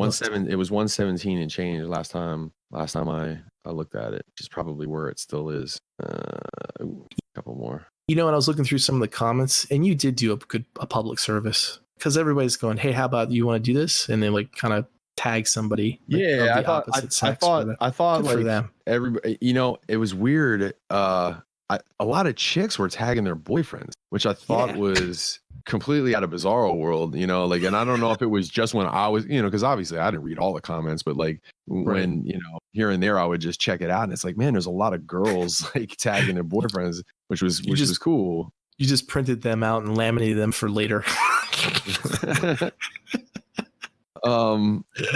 Yeah, and it's at 117 to 68, 117,268 shares, 9,900 reactions, and 17,000 comments. I got to see how many sad faces are up in there's two out of 9,900, over 9,900,000 reactions. 2 of them are angry faces and 11 of them are sad faces.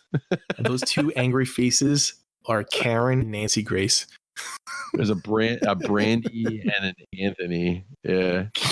But yeah, for the it looked like 99% of people were like either tagging their significant others, or they somehow got a laugh out of it, or which is really what we were trying to do, and then I gotta be better about just like ignoring people. Like I just it's sometimes when people pick on me, it's like whatever. I guess I get a little bit annoyed and shit like that. But like when people say shit about her, dude, I just want to fucking knock their fucking teeth out, man. Just pisses me off so much. It's like, dude, if you're gonna fucking come on and say something like derogatory about for one, you're doing it on her boyfriend's fucking post, so of course I'm gonna see it.